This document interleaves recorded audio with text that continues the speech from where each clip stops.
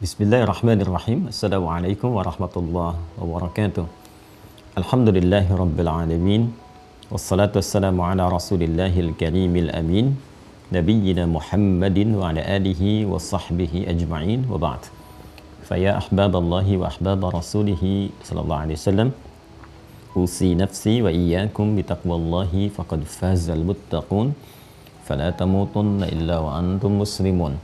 Faqala ta'ala Ya ayyuhalladzina amanu taqullaha haqqa tuqatih wa la tamutunna illa wa antum muslimun. Saudara-saudariku, alhamdulillah bersyukur pada Allah Subhanahu wa taala kita diberikan kesempatan oleh Allah untuk kembali beraktivitas sesuai dengan ajal yang telah Allah tetapkan kepada kita semua. Semoga seluruh aktivitas kita diridhoi oleh Allah Subhanahu wa taala. Kita juga bermohon kepada Allah semoga seluruh hamba Allah yang berkehidupan sampai detik ini namun belum beriman dikuatkan jiwa dan lisan mereka untuk bersyahadat sebelum wafat dan kembali kepada Allah. Pun demikian dengan para pelaku maksiat, dan boleh jadi kita termasuk di antaranya, diberikan kekuatan, hidayah, kelembutan pada jiwanya untuk mau bertobat sebelum wafat dan kembali kepada Allah. Semoga dengan itu kita termotivasi untuk berikhtiar menata kehidupan kita lebih baik daripada sebelumnya sehingga melahirkan kualifikasi hidup hayatan thayyibah dan berakhir dalam keadaan husnul khatimah. Untuk itu, mari kita mencoba untuk berikhtiar dengan cara mengokohkan amal soleh itu dengan pondasi keilmuan yang kuat, dan akidah adalah bagian pokok dari pondasi yang dimaksudkan. Alhamdulillah, para ulama telah merumuskan pokok-pokok akidah dimaksud dalam karya-karya mereka yang merangkum keterangan dalam Al-Quran, juga penjelasan dalam hadis-hadis Nabi Muhammad SAW. Alhamdulillah, seluruh keterangan dimaksud himpunan itu dikodifikasikan dalam satu bentuk disiplin ilmu, diberi nama bahkan dengan namanya ilmu akidah, ilmu tauhid yang mengarahkan seluruh aktivitas kita tertuju kepada Allah yang ahad. Alhamdulillah, di pertemuan yang lalu kita telah menuntaskan korelasi antara pokok-pokok keimanan dengan lahirnya disiplin-disiplin ilmu terkait dengan pembahasan dimaksud. Baik disiplin ilmu itu penguatan langsung terhadap bab akidah, ataupun nanti implementasi dari akidah itu sendiri yang melahirkan amalan, atau disebut juga dengan syariat yang nanti juga melahirkan disiplin ilmu tersendiri yang disebut dengan fikih. Kali ini dalam rangka penguatan iman, pokok-pokok keimanan agar tidak melemah, atau dalam bahasa kita penyebab kuat dan lemahnya iman, kita akan mencoba melihat bagaimana Nabi Shallallahu Alaihi Wasallam memberikan pembinaan, penguatan, motivasi kepada umat beliau Shallallahu Alaihi Wasallam, khususnya di era beliau berkehidupan, pada sahabat-sahabatnya yang tentunya akan terangkum dalam buku-buku hadis yang disampaikan kepada kita. Kali ini kita akan mencoba menjadikan satu di antara sekian kitab hadis sebagai referensi pembahasan. Seperti saya janjikan, hari ini kita akan bersama pembahasan kitab Al-Imam Al-Bukhari atau Imam Muhammad bin Ismail bin Ibrahim bin Al-Mughirah bin Al-Bardizbah yang terlahir di kota Ju'fah, kemudian juga di Bukhara, sehingga dikenal dengan Al-Imam Al-Bukhari di Khurasan yang sekarang di wilayah Uzbekistan. Kita insya Allah akan memulai dengan pembahasan kitab dimaksud, dan saya pernah tunjukkan kepada Anda ada beberapa versinya. Ini yang versi tanpa terjemahan seperti ini, ya. Nah, yang ini nanti yang dari kitab aslinya, ya, Imam Al-Bukhari. Kemudian juga nanti ada versi syarah penjelas dari Al-Imam Ibnul Jauzi, ya, yang ini. Ibnul Jauzi itu nanti di wilayah Irak sekarang, ya, wilayah Irak di sekitaran 508 Hijrah beliau, ya. Kalau Al-Bukhari kan 256 Hijrah. Kemudian ini kurang lebih 3 sampai 4 jilid, ya, yang ini. Kemudian nanti yang lebih agak panjang lagi ini, ya. Nah, ini adalah syarahnya Ibnu Hajar Al-Asqalani, ya, Al-Imam Ibnu Hajar Al-Asqalani, namanya Fathul Bari fi Syarah Sahih Al-Bukhari, ya, Fathul Bari fi Syarah Sahih Al-Bukhari. Beliau sendiri di 852 Hijrah. Ini 18 jilid sendiri kurang lebih, ya.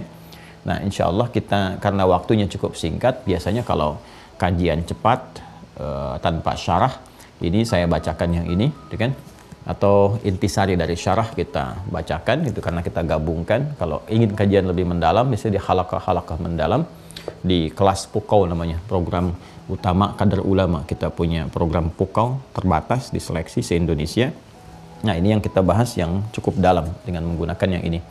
Ya, karena ini waktu kita terbatas, insya Allah ini pun sudah sangat lebih dari cukup yang syarah yang ini, karena juga cukup sangat baik, dan saya juga akan gabungkan dengan referensi-referensi lain dalam penjelasan detailnya sehingga ada pengayaan-pengayaan dari bab yang akan kita kaji, insya Allah. Sebelum sampai ke sini, saya ingin mengingatkan kepada diri pribadi dan kita semua tentang korelasi yang kemarin telah saya utarakan, sehingga kita mengerti mengapa kita kemudian menguatkan dengan kitab-kitab hadis. Ya, gambarannya kurang lebih seperti ini teman-teman sekalian, kalau saya berikan ilustrasi dari pembahasan yang telah kita urai secara singkat. Ya, kalau kita membuat bagannya seperti ini, Islam yang kita anut, kita peluk sebagai din kita, dengan keyakinan kuat yang tertanam di jiwa, seperti yang kita telah bahas bersama, nah, terkualifikasikan kepada dua hal yang paling pokok, yaitu iman, kemudian amal. Ya, seperti Anda telah dapati pula di web yang menghadirkan kolom-kolom ujian, ya. Ini sudah kita uraikan. Di sini kemudian ada akidah, nama lainnya. Di sini ada syariat.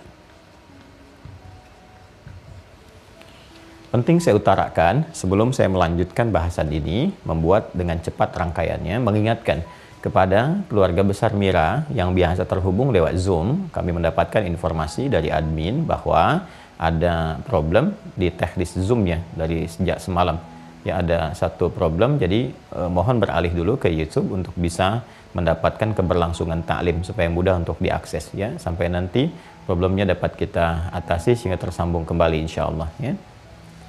Kembali ke sini teman-teman sekalian, ini iman dan amal, nama lainnya akidah, kemudian syariat. Ini tersinergi, dua-duanya tidak dapat dipisahkan, saling keterkaitan sekaligus menjadi parameter bagi keduanya. Ini hubungannya selalu hubungan yang saling menyinergikan, menguatkan, gak bisa dipisahkan. Seperti saya sampaikan, seperti dua sayap burung, kalau satu bermasalah, kan, maka sulit untuk terbang. Jadi kesempurnaannya terletak pada perpaduan antara keduanya. Dan ini menjadi parameter, keduanya menjadi parameter.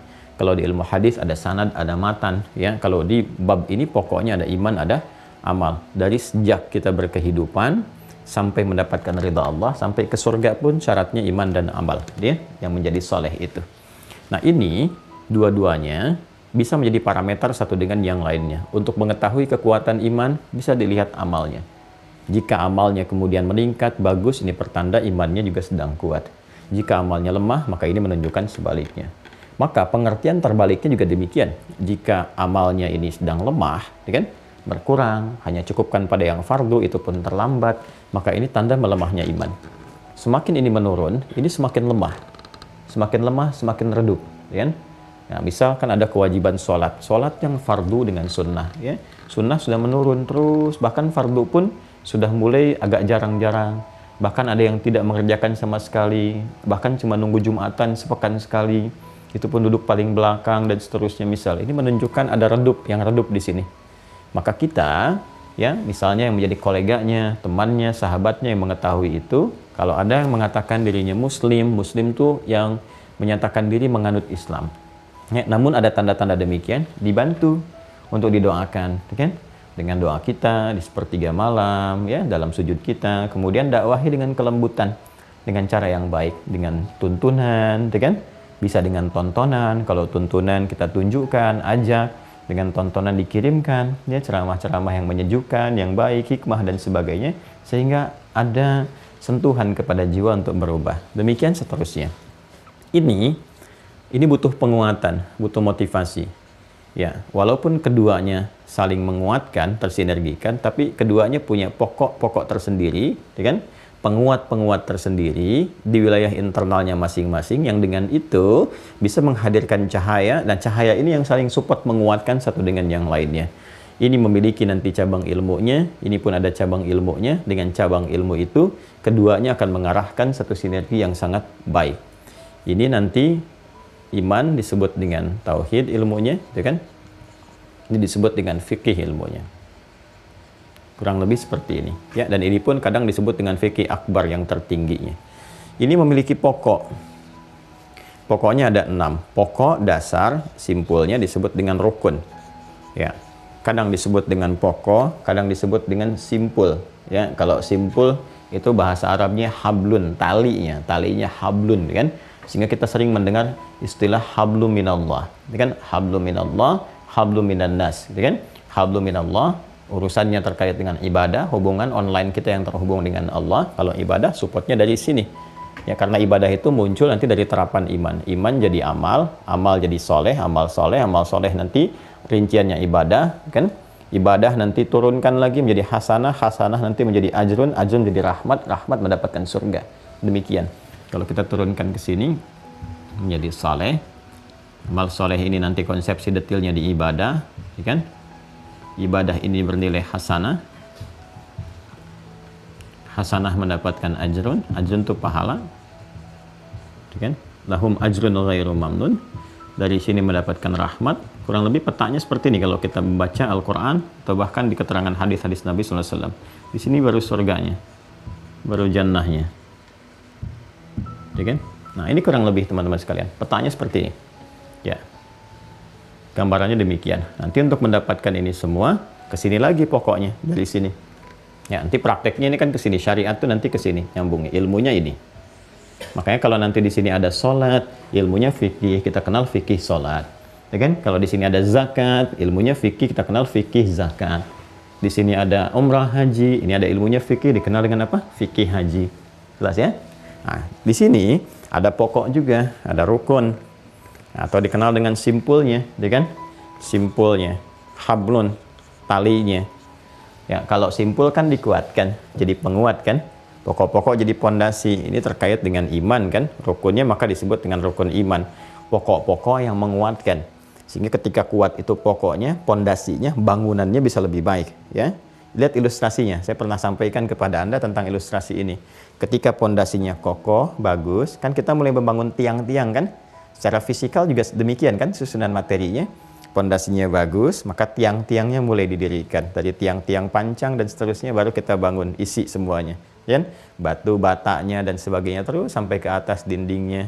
Nah, karena itu kalau sudah kokoh ini, tiangnya muncul. Tiang itu syariat. Ada tiang amal, sholat. Ya, misalnya. Karena itu sholat disebut dengan tiangnya agama. Agama itu kan ad-din yang kita sampaikan. Ad-din. Ad-din itu apa? Ya Islam. Ya, Quran surah ketiga ayat 19. Inna dina indallahil Islam. Jadi kalau dikatakan as-salatu imaduddin, kan salat itu tiang-tiangnya ad-din, tiang pokoknya Islam yang dimaksudkan ke sini. Tapi tiang itu nggak bisa berdiri kalau nggak ada pondasi, ya kan? Nah, faman aqamaha faqad aqamad-din, wa man yahadamaha faqad hadamad-din. Siapa yang menegakkannya, ya maka dia telah menegakkan ad-din, menunjukkan kebenaran keimanannya, dia tegakkan. Ya, artinya apa? Pondasi itu kan butuh pembuktian, tegak. Ini pondasi mau bikin apa nih? Orang kan kalau sudah membuat pondasi, sekitarnya bertanya, itu mau dibangun apa ya? Ya kan? Nah, jadi nampak terlihat nanti pondasi itu jelas ketahuan ada apa dan seterusnya kalau bangunannya mulai muncul. Oh, ini rupanya. Kita juga sama, kalau sudah ada pengakuan Islam, saya muslim, asyhadu an la ilaha illallah, asyhadu anna muhammadar rasulullah, maka ditanya tuh bangunannya apa ya kelihatannya. Ya, karena sudah ada pondasi yang mau dia bangun harus kelihatan, maka pembuktian dari sini. Itu korelasinya. Indah, Islam itu Masya Allah gitu ya. Kalau kita coba dalami, pahami dengan hati yang bening, yang jernih, yang pemikiran yang objektif, rasionalitas digunakan dengan baik, semuanya tidak ada yang tidak terkorelasi. Terhubung semua. Terhubung. Sampai ke kiasan, sampai ke implementasi kehidupan, sampai kemudian ke kiasnya, analoginya dalam keberhidupan kita. Jadi antara metafisik dengan dunia fisikal, itu semuanya terkorelasikan. Bahkan kalau mau dibawa ke aspek keilmuan pun, sampai ke yang real, yang nyata dalam kehidupan, sampai yang ke eksakta, itu berkehubungan satu dengan yang lainnya. Ya, berhubungan, berkorelasi.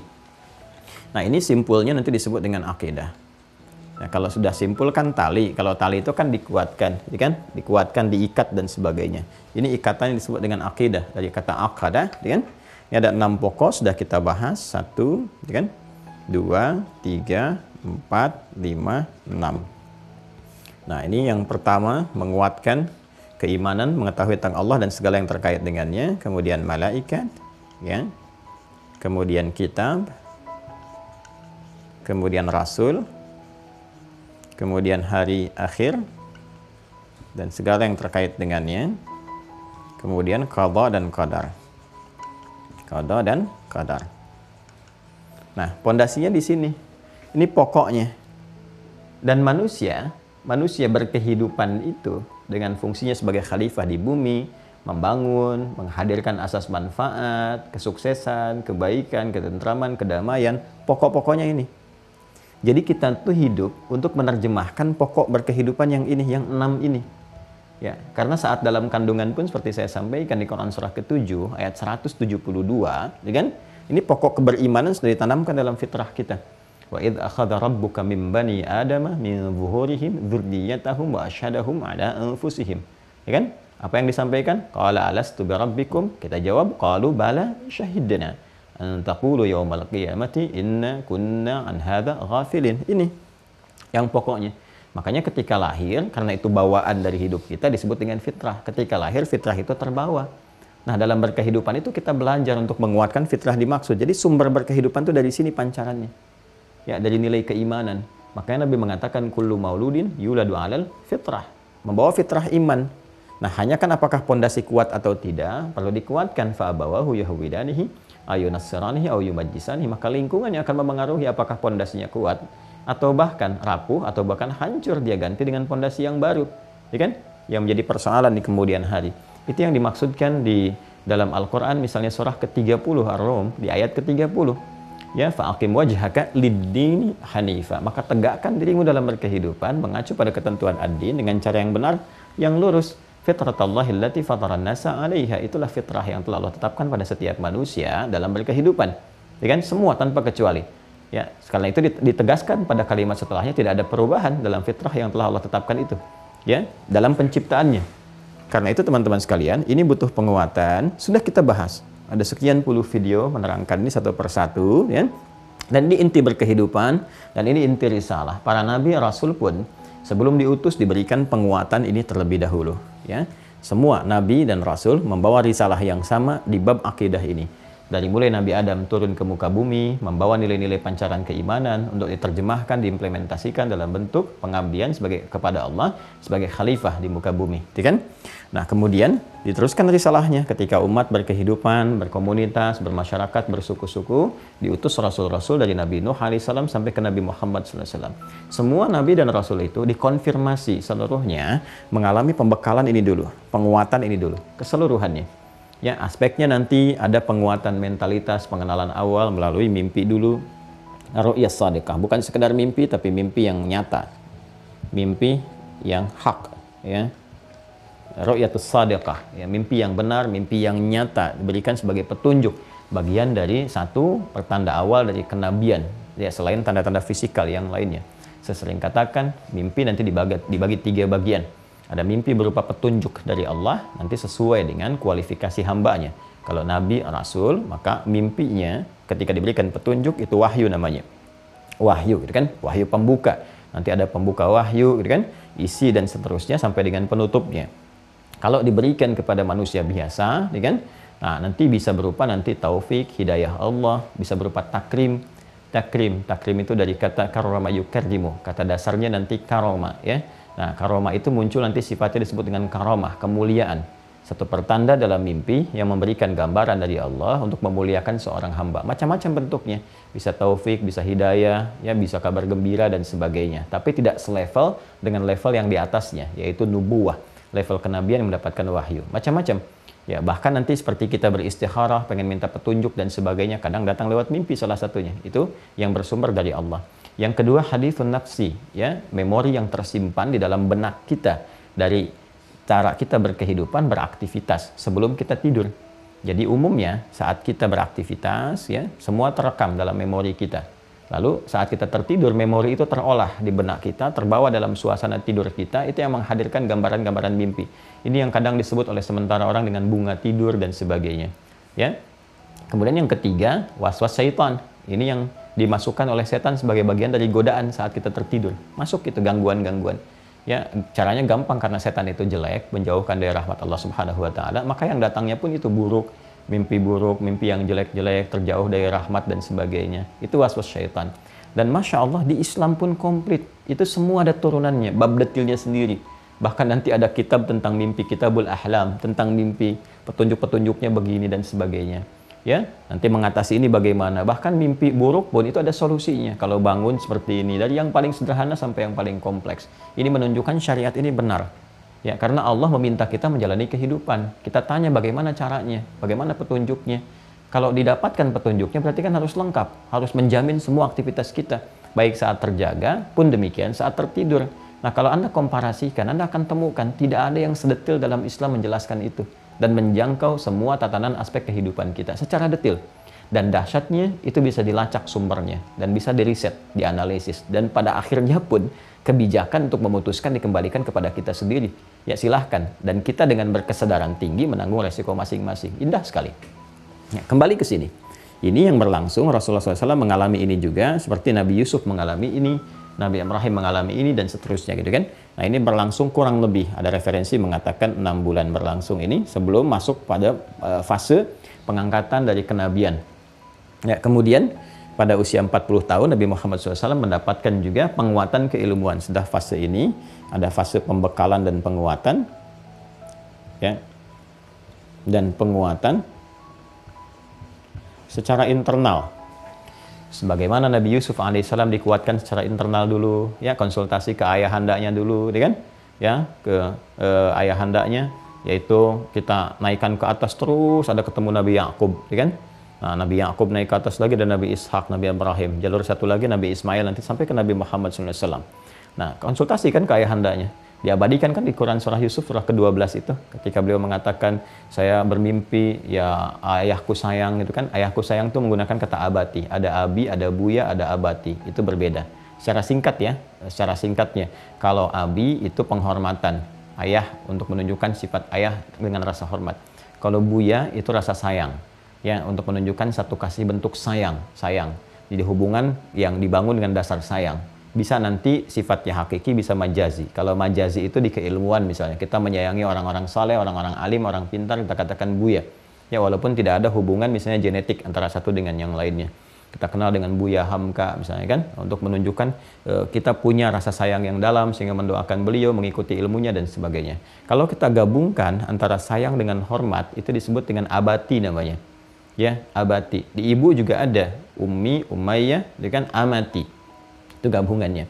Jadi kalau kita katakan abati, itu artinya sayang dan hormat. Dan di Al-Quran, diksi yang menunjuk kepada hubungan anak dengan ayah, itu selalu komunikasinya sayang dan hormat. Ya, ayah manggil bunayya, bunayya, bunayya, anak memanggil ya abati inni ara fil manami, dan seterusnya. Ya, hei, duhai ayahandaku, saya melihat dalam mimpi, duhai ayahandaku dengan penuh hormat dan sayang. Demikian Nabi Ismail juga menjawab ya, ketika beliau ketika Nabi Ibrahim bermimpi dikonfirmasikan jawabannya ya abatif al ma tu'mar, duhai ayahanda dengan rasa hormat dan sayangku, cepat kerjakan. Ini pasti wahyu, ini pasti petunjuk dari Allah. Itu bisa terbaca. Ini konfirmasi di internal, Nabi Muhammad pun demikian SAW. Ada penguatan begitu mendapat itu, dikonfirmasi dengan istrinya ya, Sayyidah Khadijah tercinta, istri Nabi sallallahu alaihi wasallam, ummul mukminin, Masya Allah, semoga Allah merahmati beliau, menyayangi kan, sebagaimana Nabi memberikan juga petunjuknya, dan semoga rahmat itu pun disertakan kepada kita ya, sesuai dengan kapasitas dari amal saleh kita dan rahmat Allah Subhanahu wa taala kepada kita. Dikonfirmasi lagi. Nah, karena Nabi Muhammad itu risalahnya risalah penutup terakhir, maka harus mengonfirmasi nabi-nabi sebelumnya, risalah sebelumnya. Dan yang didengar oleh Sayyidah Khadijah, ya kan, membawa informasi risalah-risalah sebelumnya itu, diantaranya siapa? Waraqah bin Nawfal, dari koleganya juga. Maka dikonfirmasikan, benar nggak ini yang disebutkan di kitab sebelumnya? Ini suami saya ada tanda-tanda begini dan sebagainya. Dikonfirmasi, ternyata malah dibenarkan kan? Ini menunjukkan kebenaran risalah Nabi Muhammad yang diakui.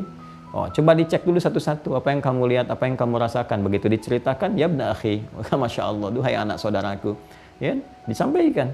Ini kamu telah mendapatkan begini, seperti Musa mendapatkan seperti itu, seperti Isa mendapatkan demikian, disebutkan.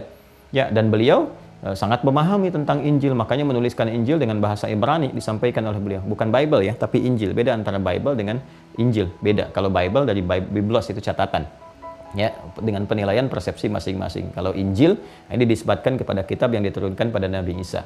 Nah itu waktu turun-temurun disampaikan terjaga ya, dan di kitabnya itu tertuliskan ada Waraqah bin Nawfal di antara yang menyampaikan itu, menulis dengan bahasa Ibrani, disampaikan di lingkungan jahiliyah pada masa itu, tapi sangat terbatas, tidak banyak menyebar gitu kan pada saat itu. Nah Sayyidah Khadijah mengetahui, dikonfirmasi, disampaikan. Nah, dan itu dijelaskan di Al-Quran juga, Quran surah ke-61 As-Saff di ayat yang ke-6 tentang berita Nabi Isa alaihissalam yang akan kedatangan Nabi penutup. Wa mubasysyiran bi rasuli ya'ti min ba'di ismuhu Ahmad. Dan Nabi Isa memberikan kabar gembira akan datangnya Rasul penutup setelah beliau, yang diantara sifat karakteristiknya adalah sangat terpuji, ibadahnya kepada Allah tinggi. Sebutan itu disebut dengan Ahmad. Nanti nama sosialnya disebut dengan Muhammad SAW. Ya, nanti ada Al-Mahi, Al-Kafi, gitu kan. Kemudian juga Muhammad SAW, ada Ahmad dan turunan-turunan lain, nama sifat yang mulia. Bahkan sebelumnya, jauh sebelum itu, ya kurang lebih 28 tahun ya. Kalau itu kan tadi 40 tahun, dikurangi 28 kan 12. 12 tahun saat dibawa oleh pamannya Abu Talib, seperti pernah saya kisahkan, dikonfirmasi juga ya oleh pendeta juga yang lebih jauh lagi di Syria, ya kan, namanya Buhaira atau George dikenalnya pada saat dikonfirmasi, dan itu secara faktual bisa didapatkan, dilacak dalam sejarah. Silahkan cek, siapapun yang menulis tentang buku sejarah, sirah kalau dalam bahasa Arab, dicek itu, ditemukan referensi itu kan pembuktian. Di sejarah membuktikan kebenarannya, referensinya terang dan jelas, kemudian wahyu dikonfirmasi. Kalau yang tadi memberikan konfirmasi tentang dari turunan garis ke Nabi Isa, yang ini turunan garis ke Yahudi ke Nabi Musa, terus semua mengonfirmasi tentang Yahudi begini, tandanya diketahui dan seterusnya. Jadi konfirmasinya jelas, maka di internal diberikan pembekalan oleh Allah Subhanahu wa taala kurang lebih selama 3 tahun. Masanya 3 tahun. Ya kan? Nah, di sini secara internal Sayyidah Khadijah beriman, setelah mendengar itu Waraqah bin Nawfal juga beriman, berkomitmen membela Nabi, gitu kan? Kemudian setelah itu apa yang terjadi? Sahabat-sahabat dekatnya, Abu Bakar As-Siddiq juga beriman, ya. Kemudian siapa lagi di kalangan keluarga dekat? Ali bin Abi Thalib, sekalian, karamahullah wajah juga beriman, dan seterusnya. Di sini. Sampai nanti setelah 3 tahun pembekalan, kurang lebih tahun yang keempat, baru ada risalah terbuka. Dakwah secara terbuka. Dengan turunnya Al-Mudaththir itu. Dakwah terbuka. Nah ini fase yang ini. Ya, ini berlangsung selama 10 tahun.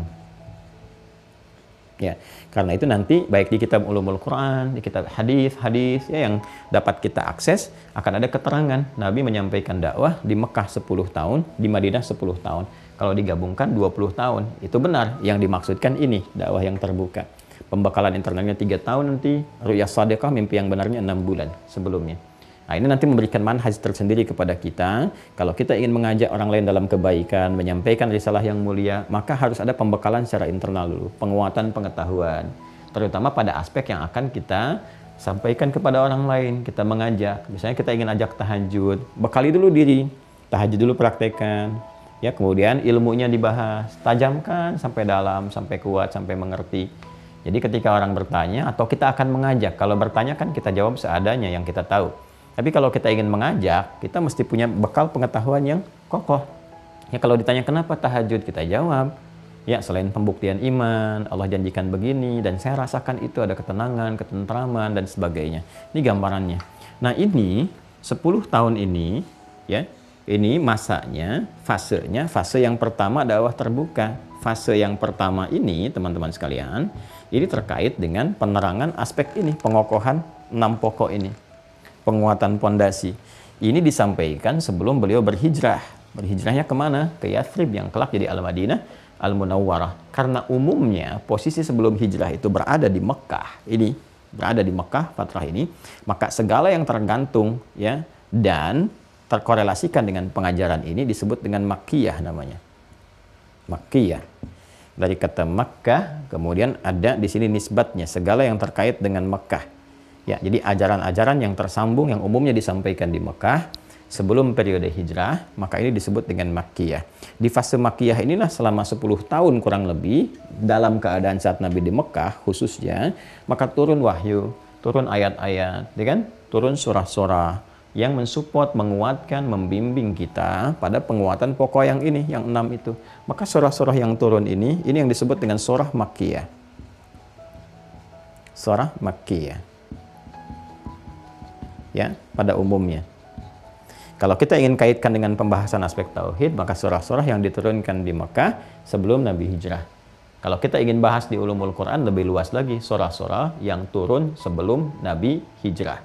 Nanti setelah Nabi hijrah disebut dengan Madaniyah.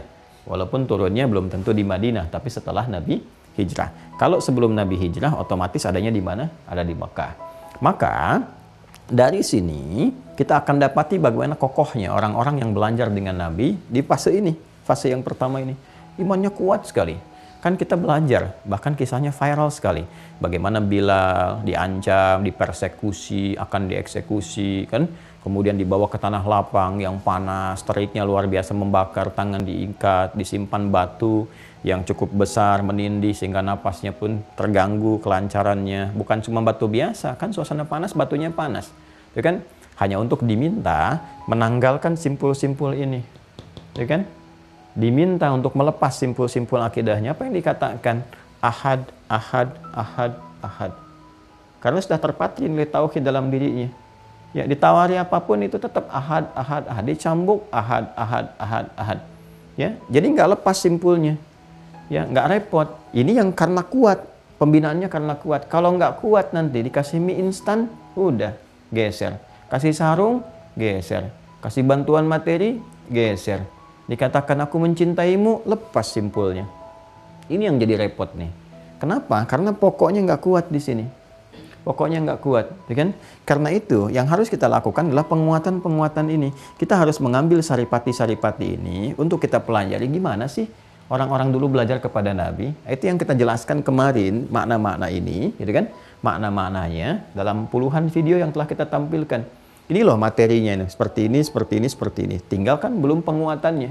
Kalau kita ingin penguatan, berarti kita harus merangkum ini kan?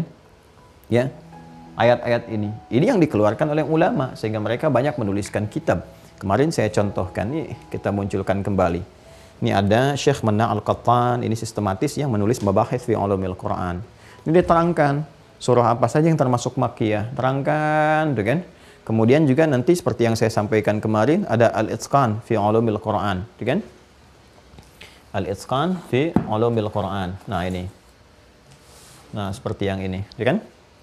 Nah, ini juga sudah kita sampaikan. Ini dibahas surah-surah Makkiyah. Bahkan yang menariknya detil sekali, Masya Allah teman-teman sekalian. Ini turunnya kapan, dalam suasana apa, apakah siang ataukah malam, ada kejadian apa. Dan menariknya, setiap kejadian-kejadian itu dirinci lagi. Kalau detil disebutkan namanya, itu berarti merujuk pada kejadian si fulan. Jaminannya untuk si fulan. Tapi kalau secara umum disebutkannya, ini menunjukkan kejadian dimaksud, memberikan gambaran kepada kita, akan terjadi lagi karakternya di masa depan. Ya, kejadian yang mirip-mirip, yang serupa, cuman tokoh dan keadaannya berbeda. Ya, seperti Al-Kafirun kan turunnya di sini, Makkiyah. Al-Kafirun itu kan nggak disebutkan tegas, jelas siapa orang-orangnya. Hanya orang-orang yang belum menerima risalah, yang menutup diri dari Islam. Kafirun itu kan dari kata kafir, ya dasarnya kafaro. Kafaro itu menutup. Ya, makanya diserap ke dalam bahasa Inggris jadi cover. Banyak kok dari bahasa Inggris berasal dari bahasa Arab. Ya, seperti sugar gula itu dari kata sukar. Banyak, ya, termasuk ini, cover. Cover itu dari bahasa Arab asalnya. Kafara. Ya, kafara itu kan yang menutup. Kenapa disebut cover? Karena menutup isinya. Ini cover ini menutup isinya begini, tertutup sehingga nggak kelihatan isinya. Ya, kafir orang yang menutup diri. Ya, jadi ada orang-orang yang ketika disampaikan dia bertanya tentang Islam, disampaikan risalah begini, tapi dia menutup diri dari Islam, menutup dirinya, maka disebut kafir, ya kan? Jadi itu bahasa yang sangat luar biasa, lembut, ya, halus untuk memberikan gambaran kontra dari iman. Jadi iman yang membuka, yang cahaya, yang menutup disebut dengan kafir, menutup diri. Ya, itu poinnya. Duhai orang yang masih menutup diri dari risalah Islam, gitu kan? Yang belum mau menerima secara utuh, gitu kan? Ya, dan sebagainya. Ini turun Al-Kafirun. Qul ya ayyuhal kafirun. Itu turun kan saat ada sekelompok orang mengajukan kepada Rasulullah menyampaikan, ya Muhammad SAW, nggak usah kita berselisih, nggak usah kita berperang dan sebagainya. Ya, kita kompak-kompakan aja, gabung-gabungan aja. Malam ini kami nyembah Tuhan kamu, besok-besok kamu nyembah Tuhan kita. Maka turunlah kemudian satu surah tentang toleransi dalam berakidah, dan toleransi yang sangat indah sekali, tanpa mencampuri sedikit pun, tanpa mengganggu dan sebagainya. Maka apa yang turun? Qul ya ayyuhal kafirun. Katakan Muhammad SAW, hei orang-orang yang masih menutup diri dari risalah Islam, la a'budu ma ta'budun, ya kan? Nah, kita komitmen saja. Aku tidak menyembah apa yang kalian sembah, wala antum abiduna ma'abud, dan kalian pun nggak harus repot menyembah apa yang aku sembah. masing-masing saja. Kalau mau diuji, dikomparasikan, silahkan saling mempelajari. Anda mengenal tentang Islam, Islam menjelaskan begini, silahkan riset tentang Tuhan, konsepsinya, di teologinya, ya di ilahiyatnya, silahkan dicek. Kalau yakin, alhamdulillah. Tidak, resiko masing-masing. Sampai ke ujungnya, lakum dinukum waliyadin. Kan? Kalian apa yang kalian yakini, kami apa yang kami yakini. Kalau ingin mempelajari, silahkan. Kalau ingin dikomparasikan, silahkan. Mana yang kitab kalian, mana yang dianggap wahyu, silahkan dibandingkan dengan Al-Quran. Dicek, apakah ini benar, cek lewat perjalanan sejarah, cek lewat riset ilmiah, cek pembuktiannya. Ya, makanya di Islam nanti akan sangat indah kalau kita turunkan setelah ini kita uraikan. Nah, itu manhaj yang dibawa demikian. Nah, kalau disampaikan umum, maka dalam kaidah tafsir diantaranya menyebutkan peristiwa itu akan terjadi lagi. Di kemudian hari akan kita temukan orang yang mengajak-ngajak, gitu kan? Orang yang menyoal dan sebagainya. Maka sudah jelas di situ. Turun ayatnya, lakum dinukum waliyadin. Sudah konsepsinya masing-masing, nggak usah saling mengganggu. Dan nggak perlu ikut-ikutan, itu toleransi tertinggi itu tidak ikut-ikutan. Ya, tidak ikut-ikut karena mengikuti sesuatu sementara kita menolaknya itu ciri dari nifak namanya, munafik juga. Ya, kita menampakkan di wajah kita seakan seperti toleransi, iya, tapi di hati kita mengecamnya, tidak mengakuinya. Nah, itu kan dusta, itu kan tidak jujur gitu. Maka kejujuran dalam berakidah menjadikan kita membiarkan masing-masing ya beraktivitas 100% sesuai dengan masing-masing, mandiri tanpa harus mencampurinya. Tidak boleh mengganggu, merusak, apalagi menghadirkan gangguan-gangguan yang tajam secara fisikal. Ada yang membom ini dan sebagainya, itu nggak boleh sama sekali, dosa. Ya, bahkan dianggap suatu hal yang besar, ya merusak dan seterusnya, itu tidak diperkenankan demikian. Maka kalau ada yang seperti itu patut dipertanyakan keislamannya, bisa dilacak belajar dari mana.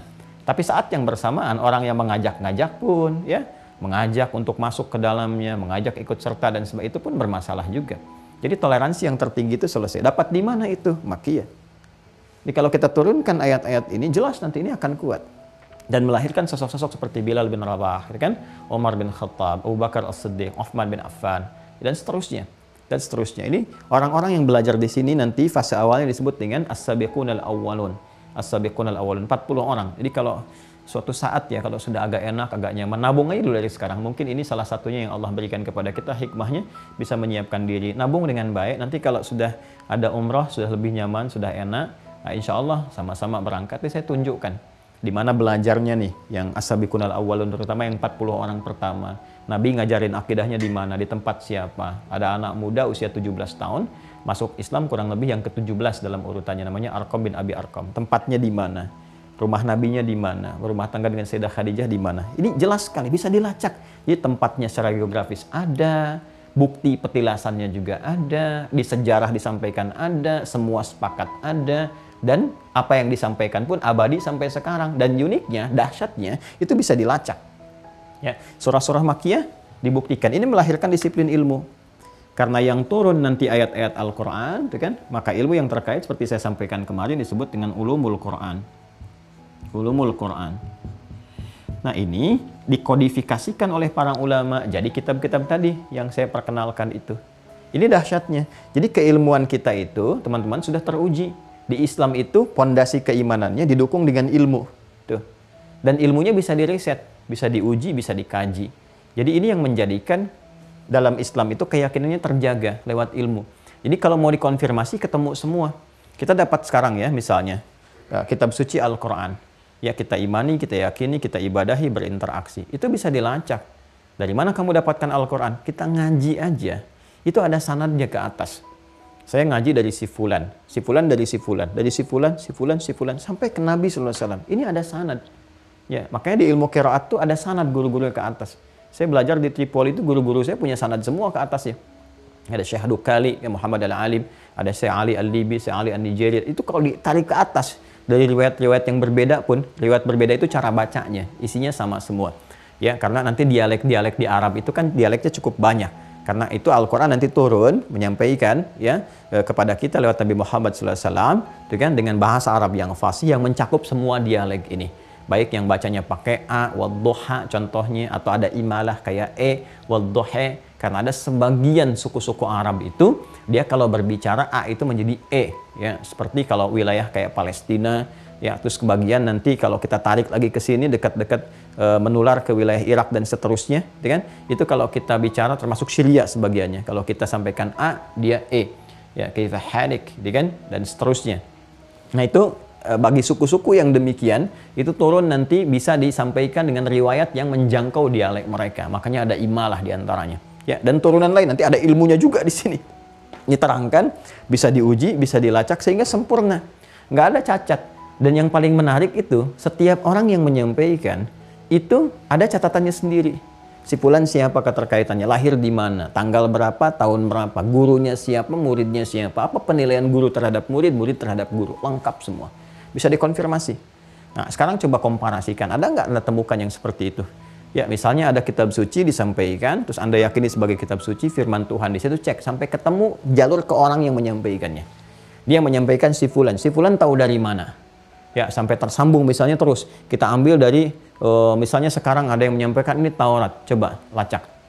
Dari mana Anda bisa tahu ini Taurat? Nyampaikan siapa sampai ke Nabi Musa? Jalurnya siapa? Ada yang berkehidupan dengan orang ini di waktu yang sama. Yang menegaskan dia menerima itu risalah dari orang sebelumnya, orang sebelumnya, orang sebelumnya. Sampai diketahui. Dia tinggal di mana, lahir kapan, wafat kapan, temannya siapa, gurunya siapa, teman-temannya siapa yang menguatkan risalah ini. Ditemukan nggak? Ya, Nabi Isa misalnya, sama. Ya, meneruskan Injil, nanti ada catatan-catatan. Coba dicek lagi, ini nerima dari siapa? Dari mana tahunya ini catatan benar? Siapa yang bisa menguatkan ini? Siapa yang membuktikannya? Nah, ini diperjelas lagi kodifikasi ini, teman-teman sekalian, dengan penjelasan Rasulullah. Nah, taklim Nabi yang mengajarkan isi Al-Quran ini, yang kelak dikodifikasikan di ilmu Qurannya, di ulumul Quran, penjelasan Nabi, keterangan-keterangan Rasulullah yang menerangkan tentang surah-surah Makkiyah ini disebut nanti dengan hadis. Ya, yang jejak diikutinya disebut dengan sunnah. Nanti penjelasan nabinya, kalau kita ikuti jejaknya disebut dengan sunnah, isi yang disandarkan disebut dengan hadis. Nah, hadis ini yang menjelaskan tentang konfirmasi ayat-ayat ini untuk penguatan iman. Nah, maka hadis pun saat disampaikan oleh Rasulullah, diterima oleh para sahabat, dipraktekkan sehingga melahirkan ketangguhan iman yang sangat luar biasa. Di mana kemana, dibawa kemanapun kuat luar biasa. Ya, disogok, malah ditanya sampai ke orang Baduy. Umar coba ngetes, Umar bin Khattab itu sepeninggal Nabi, coba ngetes tuh. Dengan kurikulum yang serupa diajarkan, kan, sepeninggal Rasulullah, itu orang Arab Baduy, penggembala kambing, dites oleh Umar. Udahlah, saya bawa aja nih, saya beli satu, katanya. Nggak bisa, ini bukan punya saya. Nggak, saya naikin harganya, nggak bisa, ini bukan saya. Walaupun bukan punya kamu, tuan kamu kan nggak ada di sini. Tenang aja, gitu, bilang aja dimakan serigala, dites oleh Umar. Bilang aja dimakan serigala, gitu kan. Kamu kan aman pulang. Fa'inallah. Maka Allah di mana katanya? Coba lihat, konektivitas antara dirinya dengan Rabbnya itu tinggi. Ya, dia lebih takut tuh kan, merasa diawasi oleh Allah, dihisab oleh Allah dibandingkan dengan tawaran-tawaran manusia. Fa'inallah. Lalu Allah di mana? Maka Masya Allah, Umar sangat bersyukur, gitu kan? Memberikan respon yang luar biasa. Artinya ketika beliau jadi pemimpin, beliau kan akan dihisab oleh Allah. Ya, tentang bagaimana keadaan umatnya, bagaimana tentang keadaan rakyatnya, masyarakatnya dan sebagainya. Beliau pastikan bukan hanya kesejahteraan sosial dan sebagainya, tapi bagi orang Islam akidahnya pun dijaga. Nah, ini yang coba kita kuatkan dibawa ke dunia diplomasi, ke birokrasi, dalam kehidupan sosial dan macam-macam. Jangan sampai nanti tawaran begini disogok, diikutin proyeknya. Ujung-ujungnya kan ditangkap oleh pihak yang berwenang. Nah, kalau iman kita kuat, nggak ada tuh korupsi. Nggak ada sogok menyogok dan sebagainya. Nggak ada bikin hoax. Jadi kayaknya tertib gitu, aman, enak. Kita butuh kualitas yang demikian. Nah, penjelasan dari Nabi ini, kurikulumnya yang diwariskan kepada zaman sahabat, dipraktekkan, menghasilkan kualifikasi tadi, dikodifikasikan, dikumpulkan lagi oleh para ulama. Maka jadilah kitab hadis yang pengantarnya saya sampaikan kemarin. Di antara yang sangat kreatif, tadinya mereka menghafal itu ribuan. Sahabat tuh menghafal. Ya, sampai banyak, yang ada yang 5.000, ada yang 2.000, ada yang macam-macam kumpulkan. Dilacak lagi oleh para ulama setelahnya. Ya, jadi setiap sahabat ngajar, ada yang mencatat, dikumpulkan. Begitu dikumpulkan, jadikan kurikulum hidup, dibuat topik-topik. Ya, 1 sampai sekian. Di antara yang paling rinci, menuliskan, menggabungkan itu semua, di antaranya Imam Muhammad bin Ismail yang dikenal dengan Imam Al-Bukhari karena berasal dari Bukhara. Maka muncullah Sahih Al-Bukhari. 97 topik. Ini pun dahsyatnya bisa dikonfirmasi. Ya, jadi sebagaimana Al-Quran terjaga karena Allah langsung yang menjaganya, karena itu sampai sekarang dari lafadznya, ya, dari bacaannya, itu semua sempurna sampai hari ini, nggak ada yang berubah. Di Quran surah 15 Al-Hijr ayat ke-9 jaminannya nyata. Inna nahnu nazzalna dzikra wa inna lahu lahafizun. Kami yang telah turunkan Al-Quran sebagai pengingat, menjaga untuk mengingatkan kita dengan Allah Subhanahu wa taala, dengan menuhankan Allah, mendekatkan diri ibadah kepada Allah, dan kata Allah demi keagunganku Al-Quran dijaga langsung. Ya, Allah memberikan sebuah jaminan. Ya, jaminan garansi bahwa ini akan terjaga terus sampai kembali pada Allah Subhanahu wa taala. Nah, hadis ini yang paling menarik, penjagaannya berlangsung lewat sanad. Ya, sanad. Tapi karena perbedaan hadis dengan Al-Quran, lafadznya tidak langsung bersumber dari Allah, tapi maknanya dibimbing oleh Allah. Nabi menyampaikan lewat bahasa Nabi untuk memudahkan penjelasan Al-Quran. Sedangkan Al-Quran, lafadz dan maknanya langsung dari Allah. Itu kan sebagai gambaran, ini firman bimbingan langsung dari Allah disampaikan sebagai petunjuk untuk membenarkan firman Allah Subhanahu wa taala sekaligus membenarkan ketuhanan Allah. Kalau ditanya buktinya apa? Ya ini. Ada kitab, ada panduan dan sebagainya. Lalu bagaimana memahaminya? Dijelaskan kan? Ya, kalau kita kemudian bayangkan, gambarkan untuk menjelaskan, kan butuh fleksibilitas, butuh kemudahan. Maka Allah membimbing Nabi lewat makna supaya tidak keluar dari penjelasan yang diinginkan oleh Allah. Lafadznya Nabi sampaikan dengan lisan Nabi. Maka untuk membedakan itu dengan ini, maka ini disebut dengan hadis namanya. Jelas ya? Maka jaminan Allah yang disampaikan di Al-Quran akan otentisitas kebenaran makna hadis lewat firman Allah, "Wa may yantiqu 'anil hawa in huwa illa wahyun yuha 'allamahu syadidul quwa" di surah An-Najm itu. Nah, ini pun teman-teman, ini bisa dilacak kebenarannya. Maka ada sanad lagi, nanti ada ilmunya lagi, ilmu hadis, kitabnya juga ada lain lagi. Ya, ini nanti ada dua lagi nih. Tuh, selalu aja tuh cabangnya begini. Ya, untuk saling mengonfirmasi. Nanti ini ada sanad, ya kan? Ini ada matan isi. Dua-duanya melahirkan ilmu lagi. Ya, ada nanti ilmu riwayat, ilmu dirayah. Ya, keduanya digabungkan jadi mustalah hadis. Jadi sanad punya ilmunya sendiri. Jadi ini bisa dikonfirmasi, bayangkan ya, jangankan Al-Quran yang sampai ke kita, yang bisa dilacak guru-gurunya. Urusan hadis pun teman-teman sekalian, antara sanad dengan matan, itu bisa dilacak juga. Ya, sanad tuh bisa dicari nih. Imam Al-Bukhari dapat dari siapa? Beliau terangkan, saya dapat dari si fulan, si fulan dari si fulan, si fulan dari si fulan, si fulan dari si fulan, sampai terhubung kepada Rasulullah SAW. Ya, ini ada ilmunya sendiri. Sampai kita mengetahui kualifikasinya dan dahsyatnya. Setiap orang yang meriwayatkan itu bisa disampaikan. Ini orang lahirnya kapan, wafat kapan, gurunya siapa, muridnya siapa, kemudian karakteristiknya bagaimana. Dan setiap karakter ini itu muncul disiplin ilmu lagi dan muncul kitab baru lagi. Untuk menyampaikan profil orangnya misalnya, ada siapa lagi misalnya? Ya, ada yang terkait dengan jarah wa ta'dil. Ya, biografi yang khusus menyoal tentang karakteristik orangnya, apakah kredibilitasnya benar atau tidak. Ada mizanul i'tidal, ada wafayatul a'yan, ya kapan orang-orang ini wafat, di tahun berapa, kapan kejadian apa, sehingga dikonfirmasi dan ini dibenarkan oleh sejarah, ketahuan. Ya, jadi Anda bayangkan keterangan nabinya aja itu ketat sekali. Kita punya tradisi ini, makanya Islam itu terjaga dari penyimpangan-penyimpangan. Ada pakemnya sendiri, nggak bisa datang sendiri orang menyampaikan. Jadi kita bisa cek murni nggak dari nabi itu gambarannya. Jadi kalau ada kreativitas orang-orang sekarang menyampaikan, oh ini produk budaya ini, ya itu pasti ajaran baru itu. Ya, karena di Islam tuh punya tradisi ini. Tradisinya mengacu pada kebenaran dan dahsyatnya semua yang disampaikan baik tadi Al-Quran ataupun hadis itu berkesesuaian dengan masanya masing-masing, menunjukkan mukjizat yang sangat tinggi. Coba silakan cek relevansi antara hadis di masa Nabi dengan sekarang, masih relevan kan? Sampai kapanpun. Apalagi ayat Al-Quran. Coba, hadis tentang bangun tidur, mau dikaji sampai kapanpun, tetap akan relevan sampai sekarang. Dan terbukti nyata. Bangun, duduk dulu, hilangkan bekas ngantuk, gitu kan. Kemudian berdoa dan sebagainya. Terus itu dari mulai tata cara makan, oleh riset dibenarkan, memang seperti itu bagusnya. Ya, saya ini mengetahui hadis tentang dalamnya bagaimana, tentang dibagi tiga itu antara makanan, minuman dengan udara yang masuk ke tubuh kita itu saat meneliti kemarin tentang awal-awal COVID itu.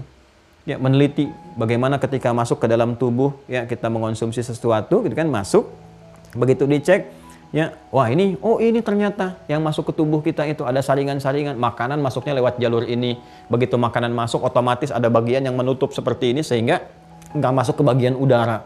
Ya, begitu ini sudah selesai, kebuka lagi, udara masuk lagi. Allahu Akbar. Ini karena itu wajar, nggak boleh saling menimpa satu dengan yang lain, ada porsinya. Ini porsi makanan, porsi minuman, porsi udara. Jadi kalau salah satunya berlebihan akan menutup. Ya, makanya kalau orang makannya terlalu banyak nutup sampai ke melebihi porsinya, melewati batas, itu kalau dalam bahasa apa Ukraina itu ungap ya. ungap ya, pengap itu. Jadi pengap kan kita merasa kan kalau banyak makannya dipengap kan, nah, itu karena tertutup bagiannya. Karena itu Nabi proporsional mengatakan ini sepertiga, artinya komposisinya proporsional, tergantung bagian keadaan tubuh kita sendiri. Ini dahsyatnya. Ya, termasuk ini pun ada ilmunya sendiri, ilmu matan dan seterusnya. Nah, ini apa yang penting dengan pembahasan kita? Semua jalur ini kita akan keluarkan pada bab yang pertama ini. Ya, kita belum masuk ke sini teman-teman. Kita masih di sini. Nah, kita harus keluarkan bab-bab yang terkait dengan penguatan iman. Di antara kitab hadis yang mengonfirmasi pembelajaran yang disampaikan Rasulullah terkait dengan aspek penguatan ini adalah kitabnya Al-Imam Al-Bukhari, ya, dan kitab Al-Imam Muslim.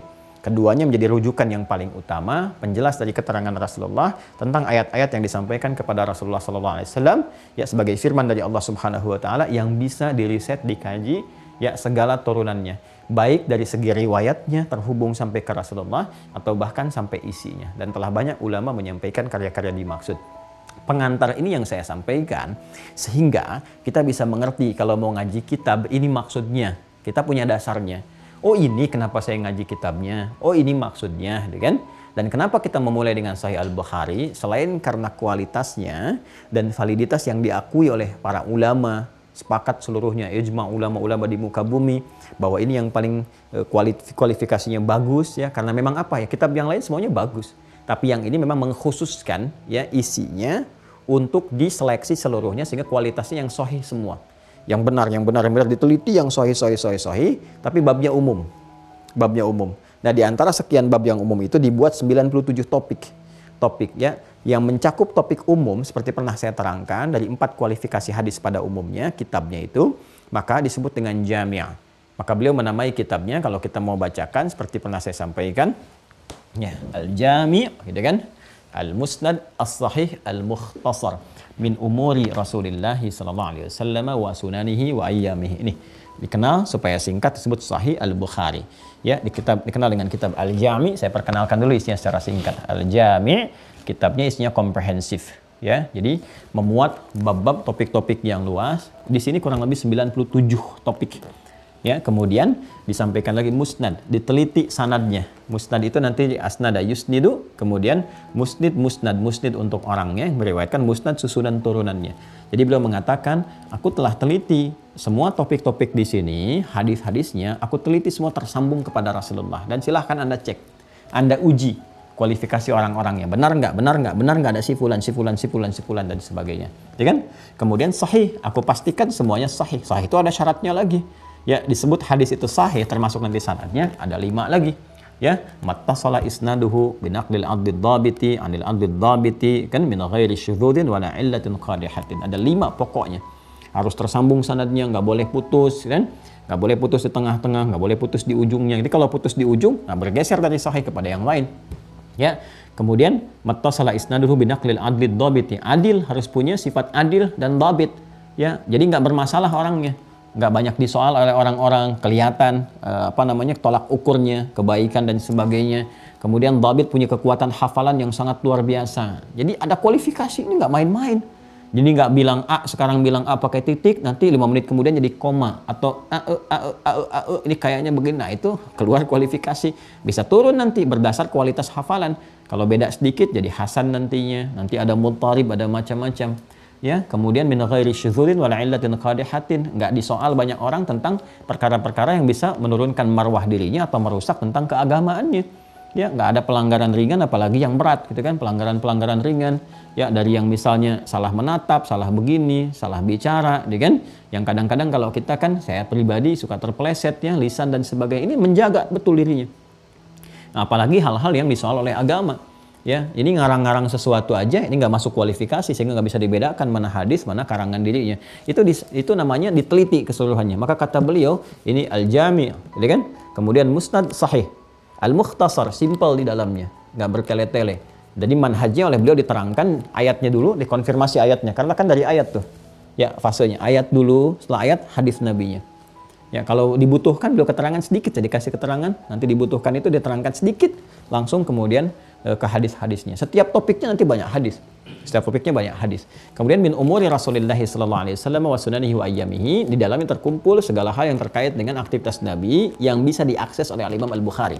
Artinya ditelusuri, diakses itu ditelusuri. Karena kan beliau nggak hidup di zaman Rasulullah. Ditelusuri dari orang-orang yang tersambung informasinya ke kehidupan Rasulullah SAW. Dicari, hidupnya dibaktikan untuk itu saja. Ya, dan kegiatan Nabi 24 jam. Dihimpun jadi 97 topik, ditulis selama 16 tahun. Ya, dimulai di Masjidil Haram, diakhiri di Masjid Nabawi. Sebagai hujjah beliau untuk berjumpa dengan Rasulullah SAW. Cari bekal nih, bekalnya luar biasa begini. Nah, nanti disyarah, seperti saya sampaikan. Nah, dibuat 97 topik. Topik pertama kita Badul Wahyi, mengonfirmasi kenabian dulu. Jadi kalau nanti langsung ke tiba-tiba bab akan ditanya dari mana taunya benar itu dari Nabi. Makanya jenius Imam Al-Bukhari. Dimulai dengan kitab Badul Wahyi, menerangkan tentang mula risalah wahyu untuk meyakinkan pada kita bahwa semua topik yang disampaikan, hadis yang disampaikan dari orang yang benar kenabiannya. Dari mana taunya? Disebutkan tanda-tandanya. Tanda kebenaran Nabi itu gini, dikonfirmasiku rasul-rasul sebelumnya. Ya, Nabi Nuh terus sampai ke Nabi Isa alaihissalam. Ya, menjadi Nabi itu punya tanda ini secara fisikal begini, gitu kan? Ya, secara kemudian tanda-tanda kewahyuan begini, mimpi begini, macam-macam. Semua punya kesamaan. Nah, nggak mungkin beda. Semua nabi punya tanda-tanda itu. Nanti tergantung kemuliaan di masanya diberikan kelebihan-kelebihan. Ya, semacam kalau dari awal kan Nabi Nuh sendiri itu, kan? Terus nanti ada yang disiapkan lagi masa-masa berbeda. Nabi Ibrahim dengan Nabi Ismail bahkan bersamaan dengan Nabi Ishak. Kan Nabi Ibrahim kan memberikan pembekalan, penyiapan. Biasanya kalau sebelum Nabi Muhammad itu disiapkan dulu. Ya, jadi setiap nabi itu ada penyiapannya. Nabi Ibrahim menyiapkan anaknya, Nabi Ishak, Nabi Ismail diberikan pembekalan. Ya, diberikan dulu wawasan, jalan ini, itu, dan sebagainya. Nanti Nabi Ishak ke Nabi Yakub. Nabi Yakub sejaman dengan Nabi Yusuf. Nabi Yakub membuka jalan untuk Nabi Yusuf terus ke bawah. Ya, sampai Nabi Daud dengan Sulaiman. Nabi Daud membuka jalan untuk Nabi Sulaiman. Disiapkan. Bahkan di masa Nabi Ibrahim nanti ada Nabi Lut juga. Ya, terus. Ya, sampai nanti ke Nabi Musa, ada Nabi Harun juga. Dia kan saling menyiapkan. Ya, terus yang paling menarik apa? Nabi Isa juga didahului kan oleh siapa? Nabi Yahya kan? Bahkan sebelumnya atasnya Nabi Zakaria. Nabi Yahya membuka jalan ke Nabi Isa. Ya, jadi semua nabi dikonfirmasi, dibukain jalannya begini. Dan semua nabi itu membuka jalan untuk Nabi Muhammad SAW. Ya kan? Nah, itu karena penyempurna dibuka dan semua turunan ada. Ya, makanya semua nabi. Jadi Nabi Isa jangan salah, dibuka jalan dulu oleh Nabi Yahya. Nabi Yahya kan lahir duluan sebelum Nabi Isa, kan? Ya kan, dari Nabi Zakaria kan ayahnya. Nabi Zakaria dibuka jalan ke Nabi Yahya. Nabi Yahya nanti membuka jalan dulu untuk Nabi Isa alaihissalam. Nabi Isa masuk, risalah disampaikan. Terus semua begitu. Kalau tarik ke atas juga begitu. Nabi Harun dengan Nabi Musa alaihissalam, kan? Kemudian siapa lagi terus ke atas? Nabi Daud dengan Nabi Sulaiman, ayah anak dan seterusnya. Ada yang kerabat, saudara, kan? Isa dengan Nabi Harun kan saudara juga kalau ditariknya. Kalau tarik ke atas, ya, tarik ke atas ya terus sampai ke keluarga Imrannya. Kalau mau ditarik ke atasnya Nabi Isa anaknya Sayyidah Maryam alaihissalam. Maryam anaknya siapa? Imran, ya, Imran bin Matan. Kemudian menikah dengan siapa? Hannah punya saudarinya namanya Elisabat itu menikah dengan siapa? Nabi Zakaria. Nanti melahirkan siapa? Nabi Yahya. Nah, jadi saudaraan tuh kalau tarik ke atas, dibuka jalan. Ke atas juga sama. Nabi Musa dengan Nabi Harun saudaraan juga. Terus ke atas tuh. Ya, ada yang ayah anak seperti Nabi Yakub, ya, dan ke bawahnya Nabi Yusuf, ya, Nabi Ishak ke atasnya dengan Nabi Ibrahim, Nabi Ismail dengan Nabi Ibrahim. Terus ada yang Nabi Ibrahim dengan Nabi Lut, bersamaan semua. Dan semua Nabi Rasul itu menjadi pembuka risalah untuk Nabi Muhammad SAW. Dan bisa dilacak semua, itu kesempurnaan Nabi Muhammad. Jadi semua seperti itu teman-teman sekalian. Sampai nanti tersambung ke kita. Punya tanda yang sama, maka pembukanya kita Badul Wahyi.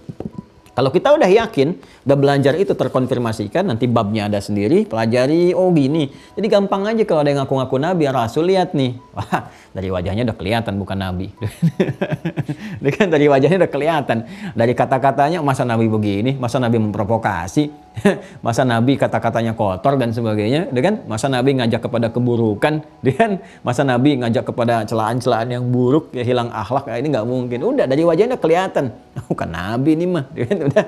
Makanya kata Nabi, lah Nabi ya Pak, nggak ada Nabi lah, udah tepiin aja gitu. Tanda-tandanya sudah jelas. Nah kalau udah yakin seperti itu, oh yakin dari Muhammad Nabi Rasul, cirinya begini, dikonfirmasi oleh sejarah, muncul kitab sirah, muncul macam-macam, dan dari setiap eranya itu selalu ada sejarah menerangkan. Silakan cek setiap eranya. Ada yang dibikin nazam, dibikin syair, ya macam-macam terus kan. Yang syair itu kayak diba, itu kan syair yang menjelaskan tentang Nabi dan sebagainya.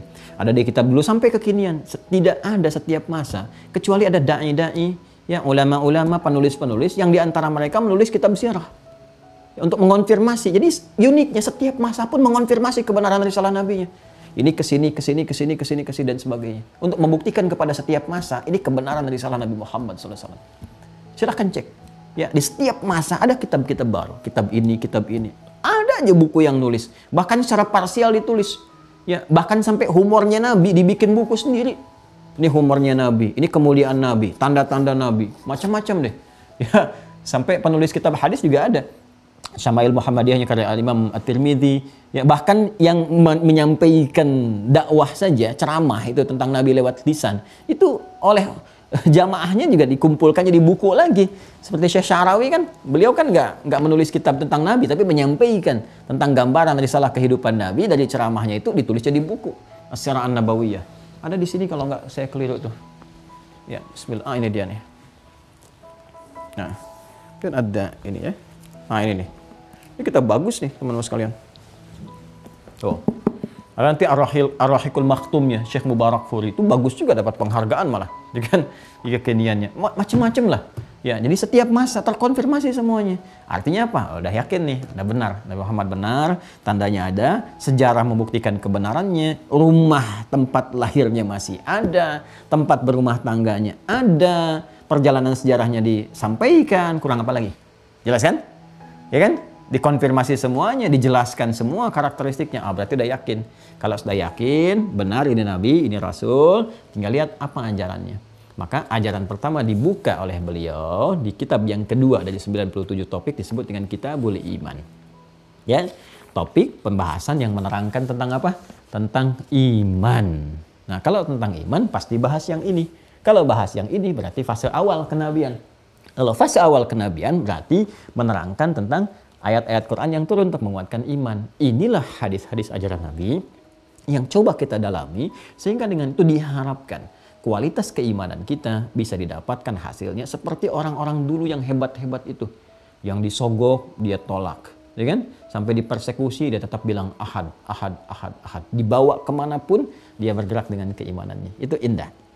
Nah, kitab yang kita jadikan acuan, Al-Imam Al-Bukhari, saya ambil yang ini dulu, yang pertengahan. Khairul Umur Awsatuha. Ya. Dan ini dikonfirmasi juga Imam Ibnul Jauzi. Ya. Ini insya Allah diambil dari manuskripnya deh. Jadi ada manuskripnya, kemudian kita sampaikan halaman 20 kalau saya tidak keliru. Karena saya pernah bahas ini di Masjid Nurul Bahri dulu, di Kelapa Gading ya. Kitabnya pakai yang ini. Halaman 20, bismillah, paling kanan kalau saya keliru. Nah ini betul, ya. Ya, halaman 20, bismillahirrahmanirrahim, Kitabul Iman. Topik yang kedua. Nah, jadi maksud saya, sebelum kita mulai, saya kasih penjelasan dulu. Ini loh begini.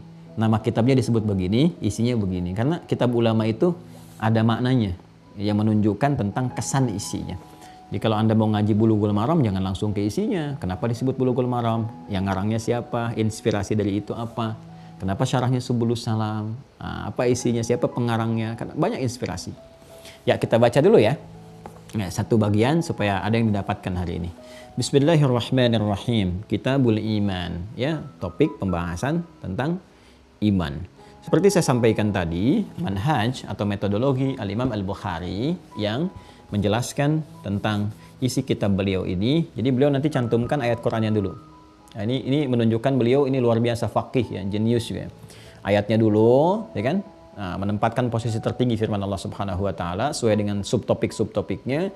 Setelah itu nanti disampaikan hadisnya. Kalau dibutuhkan keterangan singkat padat, ya. Kadang-kadang nanti dalam hal tertentu dijelaskan qaul sahabatnya. Ya, aqwal ulama dari kalangan sahabat tabi'in yang sampai ke masa beliau. Ya, jadi ini mengonfirmasi demikianlah sanad dalam keilmuan. Ya, pertama rujukannya Al-Qur'an, kemudian hadis-hadis Nabi sallallahu alaihi wasallam, dilihat bagaimana sahabat menjelaskan. Setelah itu konfirmasikan kepada tabi'in. Ya, jelas. Kalau di tafsir itu jalurnya, belajar dari Nabi ke siapa? Misal ke jalur Ibnu Abbas, ya. Ibnu Abbas nanti punya murid siapa lagi tuh? Ya, kalau yang ngakses ke Ibnu Abbas radhiyallahu taala anhuma. Ya, misalnya dari Ibnu Abbas kan sahabat, ya kan? Nanti masuk ke tabi'innya Imam Mujahid. Imam Mujahid nanti ngaji tuh ke Ibnu Abbas, konfirmasikan semua. Nanti dari Imam Mujahid terus ke bawah. Ya, tabi'in dan seterusnya. Nah, itu terkonfirmasikan. Hadis juga demikian. Ya, jadi nanti kita akan dapatkan beliau mengutip dari sahabat begini, dari tabi'in begini sampai ke masanya beliau. Ini membuktikan satu ketersambungan riwayat. Kitab yang kedua, Thaniyan Kitabul Iman, pembahasan tentang kitab iman. Awalan babu qaulun Nabi sallallahu alaihi wasallam, ya kan? Hadza, itu kan? Hadza ini pembahasan tentang bab. Apa bab yang dimaksud? Titik 2, makanya di situ pakai dhammah kemudian. Qaulun Nabi sallallahu alaihi wasallam. Sabda Nabi sallallahu alaihi wasallam, ya kan? Bunyal Islamu ala khamsin. Topik yang pertama yang akan digali ini adalah tentang pondasi keislaman. Tuh, mengonfirmasi apa yang tadi saya sampaikan. Ya. Kita jawab pertama, babun, ya kan? Bab ini, gitu kan? Akan menjelaskan apa? Qaulun Nabi sallallahu alaihi wasallam adalah tentang sabda Nabi sallallahu alaihi wasallam, bunyal Islamu ala khamsin. Islam dibangun berdasarkan 5 pokok bukan Islam. Itu ya. Tadi sampaikan, yang saya sampaikan itu 5 pokok, 5-nya kan dibagi pada 2 bagian. Ada pokok yang terkait keimanan, ya, ada pokok yang terkait amalan. Teruskan dulu. Wahua, sedangkan Islam itu qaulun wa fi'lun. Nah, qaulun wa fi'lun. Perkataan dan perbuatan, terhimpun dari perkataan dan perbuatan. Yuk, kita terangkan ke sini dulu ya. Kita batasi dulu supaya nggak berpindah. Ini yang pertama pembahasan di Kitabul Iman, mengonfirmasi tentang persoalan iman, kan? Lalu babun, dimulai dengan hadza babun. Yang pertama ini berisi tentang subtopik, kan? Qaulun Nabi sallallahu alaihi wasallam, sabda Nabi sallallahu alaihi wasallam, bunyal Islamu ala khamsin. Islam itu dibangun berdasarkan 5 pokok, ya kan? Ini ada 5 pokok, 5 dasar, 5 rukun. Itu sudah pernah saya terangkan. Ya, 5 rukun ini dibagi pada 2 bagian. Ya kan? Apa 2 bagian itu? Ada bagian iman, ada bagian amal. Ya kan? Ada bagian apa? Iman, ada bagian apa? Amal. Ada bagian akidah, ada bagian syariat. Yang bagian iman pertama kali nanti terkristalisasikan pada syahadatain. Asyhadu an la ilaha illallah wa asyhadu anna Muhammadar Rasulullah. Terhubungnya konektivitas kita dengan Allah Subhanahu wa taala sebagai pengakuan. Yang ini nanti mengonfirmasikan amalan sebagai implementasi dari pengakuan iman ini. Ya, maka diberikan amalan pokok yang ada 4 itu. Ya, apa saja di antara jenisnya? Ada sholat, ada zakat, ada puasa, ada haji. Ya, mencakup umrah di dalamnya. Nanti masing-masing punya turunan. Sholat punya turunan lagi, sunnah, ada jenazah, ada macam-macam, ada rawatib, ada mutlak kan? Di luar yang fardu. Zakat ada turunan lagi, apa di antaranya? Ada infak ya, dan turunan-turunan lainnya. Nanti puasa ada turunan lagi selain yang Ramadan. Ada yang sunnah, Senin Kamis, Ayyamul Bid, ya, puasa Al-Muharram dan seterusnya. Nanti haji pun ada turunan ke bawahnya yang kecil, apa itu? Umrah misalnya. Jelas ya? Nah, nanti aspeknya sudah ke sini. Karena keibadah, ini masuk syariat, ilmunya disebut fikih. Ini syahadatain. Syahadatain ini punya pokok lagi. Apa pokoknya? Yang 6 ini. Dikonfirmasi lagi. Ya, bunyal Islamu ala khamsin. Islam itu dibangun atas 5 pokok. Ini dibagi ke dalam 2 bagian. Ini turunannya seperti ini. Seperti saya mudahkan untuk menyampaikan. Dan dahsyatnya, ini pun tercakup di nama Nabi Muhammad SAW. Ya, nama yang terkait dengan aspek ini, aspek amalan, praktikal, ya, yang lebih kepada nilai-nilai sosial implementasinya, kan ini kita beribadah nanti ada dampak sosialnya. Seperti sholat, tanha anil fahsya'i wal munkar. Itu kan tanha anil fahsya'i wal munkar itu sifat sosial nanti. Yang dibawa untuk berinteraksi, supaya tidak berbuat keburukan dalam kehidupan. Nama yang melekat pada ini disebut dengan Muhammad namanya. Ya, tuh. Nama yang melekat kepada ini, sifat konektivitas dengan Allah, hablum minallah, disebut dengan Ahmad. Ini disebutkan 1 kali dalam Al-Quran, dikonfirmasi di lisan Nabi Isa alaihissalam, Yesus Mesias. Di Quran surah ke-61 As-Saff ayat yang ke-6. Ya, wa mubasysyiran bi rasulin ya'ti min ba'di ismuhu Ahmad. Beliau memberi kabar gembira akan datang rasul setelah saya, penutup yang sifat ibadahnya begitu tinggi, begitu luar biasa. Ya, apalagi sifat sosial ini sudah diketahui dan Nabi Isa itu memiliki kesamaan di sifat sosial, sifat kasih. Makanya ajakan beliau ajakan kasih, ajarannya ajaran sayang. Nabi Muhammad tinggi. Ya, punya nilai kasih, punya nilai sayang yang sangat luar biasa. Jangankan manusia, hewan tumbuhan demikian. Nah, makanya ada sebagian menduga Nabi Isa Nabi terakhir. Karena ada keserupaan dengan berita-berita di kitab sebelumnya, punya sifat kasih yang dalam, kasih sayangnya dan sebagainya. Dikonfirmasi Nabi Isa, bukan saya. Itu lebih dahsyat lagi. Di aspek apa? Nih, aspek Ahmad. Aspek penyembahan kepada Allahnya. Walaupun dijamin masuk surga, masih sholatnya Masya Allah, sampai kakinya bengkak, sampai luar biasa sedekahnya macam-macam. Ini disebutkan sekali. Ya kan? Nah, ini nama Muhammad 4 kali disebutkan di Al-Quran. Surah ketiga, Ali Imran, ayat 144. Quran surah 33, Al-Ahzab ayat 40, Quran surah 47 dengan namanya Muhammad SAW ayat kedua, Quran surah 48, Al-Fatah ayat 29, 4 kali. 4 tambah 1 berapa? 5. Rukun Islam berapa? 5. Pokoknya berapa? 5. Pembagiannya berapa? 1 dan 4. Itu kan? Kesini syahadatnya berapa? 1 yang diucapkan. Pokok ininya berapa? 4. Turunannya ke sini berapa? 6. Semua nyambung. Nyambung, Masya Allah gitu kan. Masya Allah. Nah, wahwa qaulun wa fi'lun. Sedangkan intisari dari keislaman yang ada pada pokok iman itu harus ada pembuktian perkataan dan perbuatan.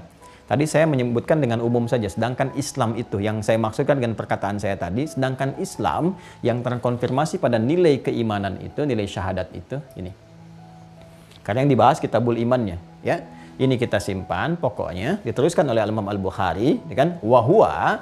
Sedangkan implementasi dari keislaman itu, tadi kan bunyal Islamu ala khamsin. Kalau kita sampai situ saja, maka nanti bisa diterjemahkan wahwanya ke Islam. Yang dimaksud di sini adalah wahwa, sedangkan implementasi dari keislaman itu 5 pokok keislaman, bunyal Islamu ala khamsin, yang pokok ininya, nilai syahadatnya dan nilai keimanannya, wahwa, sedangkan iman itu sebagai implementasi pertama dari keislaman, qaulun wa fi'lun. Qaulun wa fi'lun. Sebagaimana Islam, iman, dan amal, maka imannya pun harus mencakup qaulun wa fi'lun. Pertama kali dibuka, rukun yang pertama ini, yaitu syahadatain, yang menunjukkan komitmen keimanan itu, ya pertama kali diwujudkannya dalam bentuk qaulun, perkataan. Makanya kalau kita melihat orang masuk Islam, ya kan, dimulai dengan apa? Dengan qaul kan, dengan perkataan. Ya kan? Asyhadu an la ilaha illallah wa asyhadu anna Muhammadan Rasulullah. Ini qaulun namanya. Qaul itu perkataan. Kalau ke Nabi biasanya kita bedakan dengan sabda. Kalau ke Allah kita bedakan dengan firman. Itu di bahasa kita. Kalau di bahasa Arab semua dicakup dengan kata qaul. Qala Allah Ta'ala, qala Rasulullah sallallahu alaihi wasallam, qala al-imamu kadza kadza kadza wa kadza. Kan? Maka dimulai dengan perkataan. Nah, sebagai pembuktian awal. Kita pun dalam kandungan semua mengatakan. Ini Quran surah ke-7 ayat 172. Ya, kan yang dikonfirmasi oleh kita apa? Qalu bala syahidna, dari kata qaul dulu.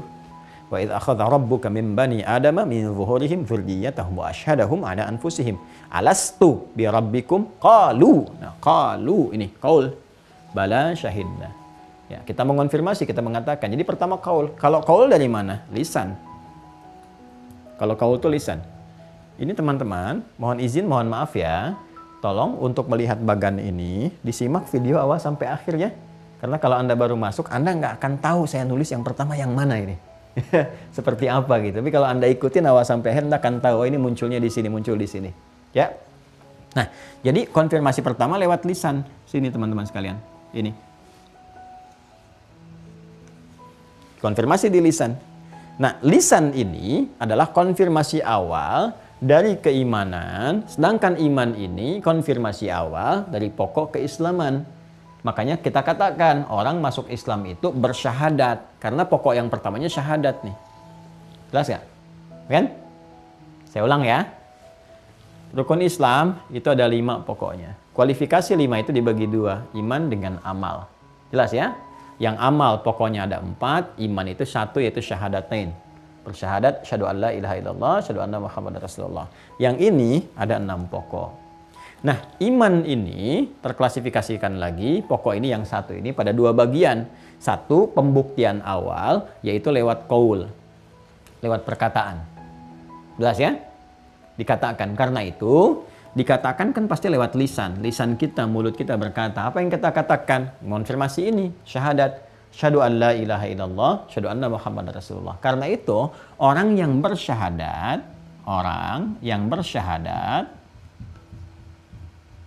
ya kan? syahadu an la ilaha illallah, syahadu anna Muhammad Rasulullah, maka orang itu telah mengonfirmasi keislamannya. Yang memeluk Islam, mengonfirmasi keislaman disebut muslim namanya. Jadi Islam itu dinnya, Islam itu dinnya, ya kan? Quran surah ketiga ayat 19, inna dina indallahil Islam. Al-Islam itu ad-din. Orangnya, ini orang bersyahadatnya ini disebut muslim namanya. Muslim. Kalau ingin dibedakan gender misalnya, untuk penunjukan kepada laki-laki dan perempuan, tinggal tambah tak marbutah di ujungnya. Pakai ah. Kalau ini muslim, misalnya laki-laki, ini tinggal pakai muslimah. Untuk perempuan. Nah, ini ya. Jelas? Maka muslim artinya orang Islam. Konfirmasi keislamannya dengan bersyahadat. Jadi kalau sudah bersyahadat, maka statusnya muslim. Jelas ya? Kalau perempuan apa? Muslimah. Kalau keadaannya masih lemah, ada gangguan, ya dia bersyahadat, masih disoal, dicoba diganggu dengan macam-macam sehingga berpotensi melemahkan dia, butuh bantuan dan sebagainya. Ya, maka kita mencoba untuk membantu sehingga melembutkan dirinya. Ya, maka keadaan dibantu supaya dalam kelembutan ini dapat kuat kembali, itu yang sering diistilahkan dengan mu'allaf namanya. Ya, mu'allaf. Jadi ada dua sisi. Ada sisi yang pertama, dia belum berislam, masih mengenal, ingin tahu, ada kelembutan dalam dirinya untuk menerima Islam, tapi belum bersyahadat. Nah, itu pun masuk golongan pertama dari mu'allaf, ada golongan pertamanya. Ya, siapa? Orang yang dilembutkan. Mu'allaf itu kan yang dilembutkan hatinya untuk menerima. Maka itu boleh mendapatkan bagian zakat. Ya, dibantu misalnya kalau dia punya kemampuan diberikan misalnya buku-buku keislaman, CD-CD keislaman. Kalau dari sisi ekonomi dibantu misalnya dengan bantuan sembako macam-macam dan sebagainya. Ada bagian kedua yang sudah masuk Islam di periode awal-awal, yang dia juga butuh penguatan karena masih ada kelemahan dalam dirinya. Ya, ada kelembutan menerima Islam tapi masih ada kelemahan dalam dirinya. Apa? Bisa gangguan fisik, ditinggalkan macam-macam karena memang belum sepaham dan sebagainya. Dibantu, disokong, boleh diberikan bagian dari zakat. Itu di Quran surah ke-9 At-Taubah di ayat yang ke-60. Innamas shadaqatu lil fuqara wal masakin wal 'amilina 'alaiha wal mu'allafati qulubuhum. Yang hatinya terlembutkan untuk menerima risalah kebaikan. Ya. Tapi kalau sudah berjalan, sudah kuat, sudah baik, sudah puluhan tahun bukan mu'allaf lagi. Bapak saya mu'allaf Pak, oh Masya Allah, kapan masuk Islamnya? Oh udah 20 tahun yang lalu, bukan mu'allaf, udah muslim. Ya, kalau sudah muslim dah kemana-mana udah baik, tunjukkan keislamannya. Bagaimana menunjukkan keislaman itu? Nih, dari pemaknaan katanya. Ya, muslim itu artinya terambil dari kata aslama yuslimu. Aslama yuslimu. Islaman. Ini karakter, sifat, keadaan, frame-nya ini. Aslama yuslimu islaman. Fahuwa muslim. Orangnya disebut dengan muslim. Perintahnya aslim. Aslama itu asalnya tunduk patuh. Tunduk patuh. Tunduk patuh taat. Ya. Islam adalah tuntunan-tuntunan yang ditunjukkan kepada kita sebagai pedoman ya, untuk sebagai pedoman berkehidupan dan sebagai tanda ketundukan, kepatuhan, ketaatan kita kepada Allah. Jadi kalau sudah muslim itu artinya orang yang tunduk, yang patuh, yang taat kepada siapa? Kepada Allah. Jelas ya? Nah, untuk mendapatkan ketundukan, kepatuhan ini kita butuh pembuktian, butuh pedoman dulu. Ya Allah, di mana saya temukan pedomannya? Seperti apa gambarannya? Maka diturunkan Al-Quran sebagai hudan. Ya, gambaran dari pedoman ini supaya kita masuk ke dalam ruang petunjuk itu disebut silmi, namanya as-silmu. Ya. Makanya kalau sudah kita mengatakan asyhadu alla ilaha illallah, asyhadu anna Muhammadar Rasulullah, maka kita sudah masuk pada pokok bagian yang pertama. Dengan syahadat itu, syahadat dikonfirmasi lewat lisan, masuk pokok yang pertama dari 5 rukun Islam. Apa 5 itu? Namanya iman, ya kan? Makanya dikatakan orang ini sudah beriman. Ya, sudah beriman dalam bahasa Arab disebut amana, tunggalnya. Amana. Sudah beriman. Jamaknya tinggal tambah ujungnya, waw dan alif. Amanu plus gini. Amanu. Jadi kalau udah panjang, jamak. Amana tunggal. Amana, sudah beriman. Apa tanda sudah beriman? Sudah berkata dengan lisannya, qaul, sudah berkata. Apa yang dikatakan? Syahadu an la ilaha illallah, syahadu anna Muhammadar Rasulullah. Maka kalau banyak orang sudah mengatakan itu, berarti sudah beriman. Ya, maka panggilan Quran, panggilannya menjadi berubah dari nas, manusia pada umumnya, kepada amanu. Maka muncul panggilan-panggilan iman. Ya ayyuhalladzina amanu, ya ayyuhalladzina amanu. Hei orang-orang yang telah menyatakan saya sudah beriman. Dikonfirmasi dengan syahadatnya, syahadu an la ilaha illallah. Dah kan? Berarti kalau kamu sudah beriman, kamu sudah menjadi muslim. Muslim itu artinya tunduk. Tunduk itu artinya patuh. Patuh itu harus taat. Taat pada siapa? Tuntunan Allah, perintah Allah. Ya, tunaikan perintah Allah, jauhi larangannya. Kita bertanya bagaimana caranya? Maka disebutkan di Quran surah ke-2. Ayat 208. Al-Baqarah ayat 208, paling kiri. Ke tengah tapi agak ke bawah sedikit. Ya ayyuhalladzina amanu, hai semua orang yang telah menyatakan diri beriman, sudah bersyahadat, sudah mengatakan di lisannya, gitu kan? Udkhulu fis silmi, bukan fil Islam. Karena Islam itu sudah tadi, sudah syahadat. Udkhulu fis silmi, masuk ke dalam pedoman ruang Islam. Ya kafah secara utuh. Ya tunduk, patuh, taat. Ya, matanya kalau sudah berislam, lihat bimbingan bagaimana dengan untuk melihat menggunakan fungsi mata. Lisan kalau sudah berislam kan sudah beriman tuh. Ya, harus dibuktikan keimanannya. Maka lisan beriman tuh harus ada cahaya iman membimbing, ada bimbingan, ada pedoman dan sebagainya. Maka diturunkanlah Al-Qur'an untuk membimbing kita, dijelaskan oleh hadis-hadis Nabi sallallahu alaihi wasallam. Maka dibuktikan oleh kita lewat implementasi dari iman itu. Dari mana kemudian bisa dibuktikannya? Lewat perilaku. Ya kan nggak mungkin kalau cuman ya beriman. Buktinya apa? Kan tadi harus tunduk, patuh, taat. Masuk ke dalam ruang pembuktian. Di sini nanti ada petunjuk. Petunjuknya disebut hudan. Hudannya dalam Al-Quran. Al-Quran dijelaskan lewat hadis, ya kan? Hadis jadi tuntunan, disebut dengan sunnah. Oh, ya, sunnah kan diikuti. Diikuti itu kan jadi perilaku. Ya, ittiba jadi perilaku. Perilaku itu disebut dengan amal. Nama lain dari amal itu fa'al. Ya, fi'lun. Gitu kan? Ya, ini jadi perbuatan mengonfirmasi iman. Karena itu ketika kita mengatakan saya beriman, patuh ya, tunduk ya. Bagaimana patuhnya? Dari ujung kepala sampai ujung kaki. Dari mata, gimana mata melihat? Dikonfirmasi imannya dulu, disebutkan iman. Quran surah ke-24. An-Nur ayat 30, qul lil mu'minina, katakan pada orang-orang yang sudah beriman, yaghuddu min absarihim. Ini imannya membimbing dia, palingkan dari yang tidak bagus. Kualifikasi yang tidak bagus tuh ini, palingkan. Yang bagus silahkan lihat, yang menguatkan iman. Sampai ke ujung kaki, ini ada panduan. Ya kan? Nah, karena ini ada panduan, mesti ada pembuktian dari komitmen ini. Pembuktiannya lewat apa? Lewat perbuatan, fi'lun, amalun. Ini yang akan dicatat untuk pembuktian iman kita sampai kembali kepada Allah. Karena itu di Al-Quran dikatakan, فَمَنْ يَعْمَلْ مِثْقَالَ ذَرَّةٍ خَيْرًا يَرَهُ وَمَنْ يَعْمَلْ مِثْقَالَ ذَرَّةٍ شَرًّا يَرَهُ. Dan di sini Al-Imam Al-Bukhari mengatakan, wahwa iman itu komitmennya qaulun wa fi'lun. Nih, balik ke kitab tadi, di halaman 20 tadi. Wahwa, sedangkan implementasi dari keimanan itu qaulun, pertama kali dikatakan, lalu wa fi'lun, dibuktikan lewat perbuatan. Jadi orang beriman itu memang harus ada pembuktian dari keimanannya. Ya, dan pembuktian keimanan lewat perbuatan itu nanti akan diuji lewat apa? Nanti ada ibadah di sini untuk menguji benar nggak beriman. Maka diperintahkan sholat untuk mengonfirmasi ada iman nggak. Diperintahkan oleh Allah benar nggak tunduk, benar nggak patuh. Pertama aspek ibadah dulu. Jangan-jangan nanti diminta untuk membuktikan, kita nggak bisa buktikan. Bukan kita, ada yang nggak bisa buktikan. Tapi mengaku beriman, maka bermasalah imannya. Maka muncul kualifikasi di situ. Ada lemah iman, ya kan? Apa penyebabnya? Apakah karena penyakit? Penyakitnya karena maksiat? Atau karena dunia? Atau karena yang lain? Nanti dirinci lagi. Ya, iman tempatnya di mana? Iman di qalbu kan? Yang pernah kita bahas. Ya, iman itu turun lagi ke bawah nih. Masya Allah. Turun ke bawah lagi. Ya, ada apa? Ada nafas, an-nafas. Di nafas ada apa? Di sini ada takwa. Ini jiwa iman ada di sini. Di sini ada fujur. Ini katalisnya. Nafas ada di mana ruang ini? Ada di kolbu. Ya, al-qalbu. Kolbu ada di mana? Ada di sudur, di sodron, jamannya sudur. Loh, di sini.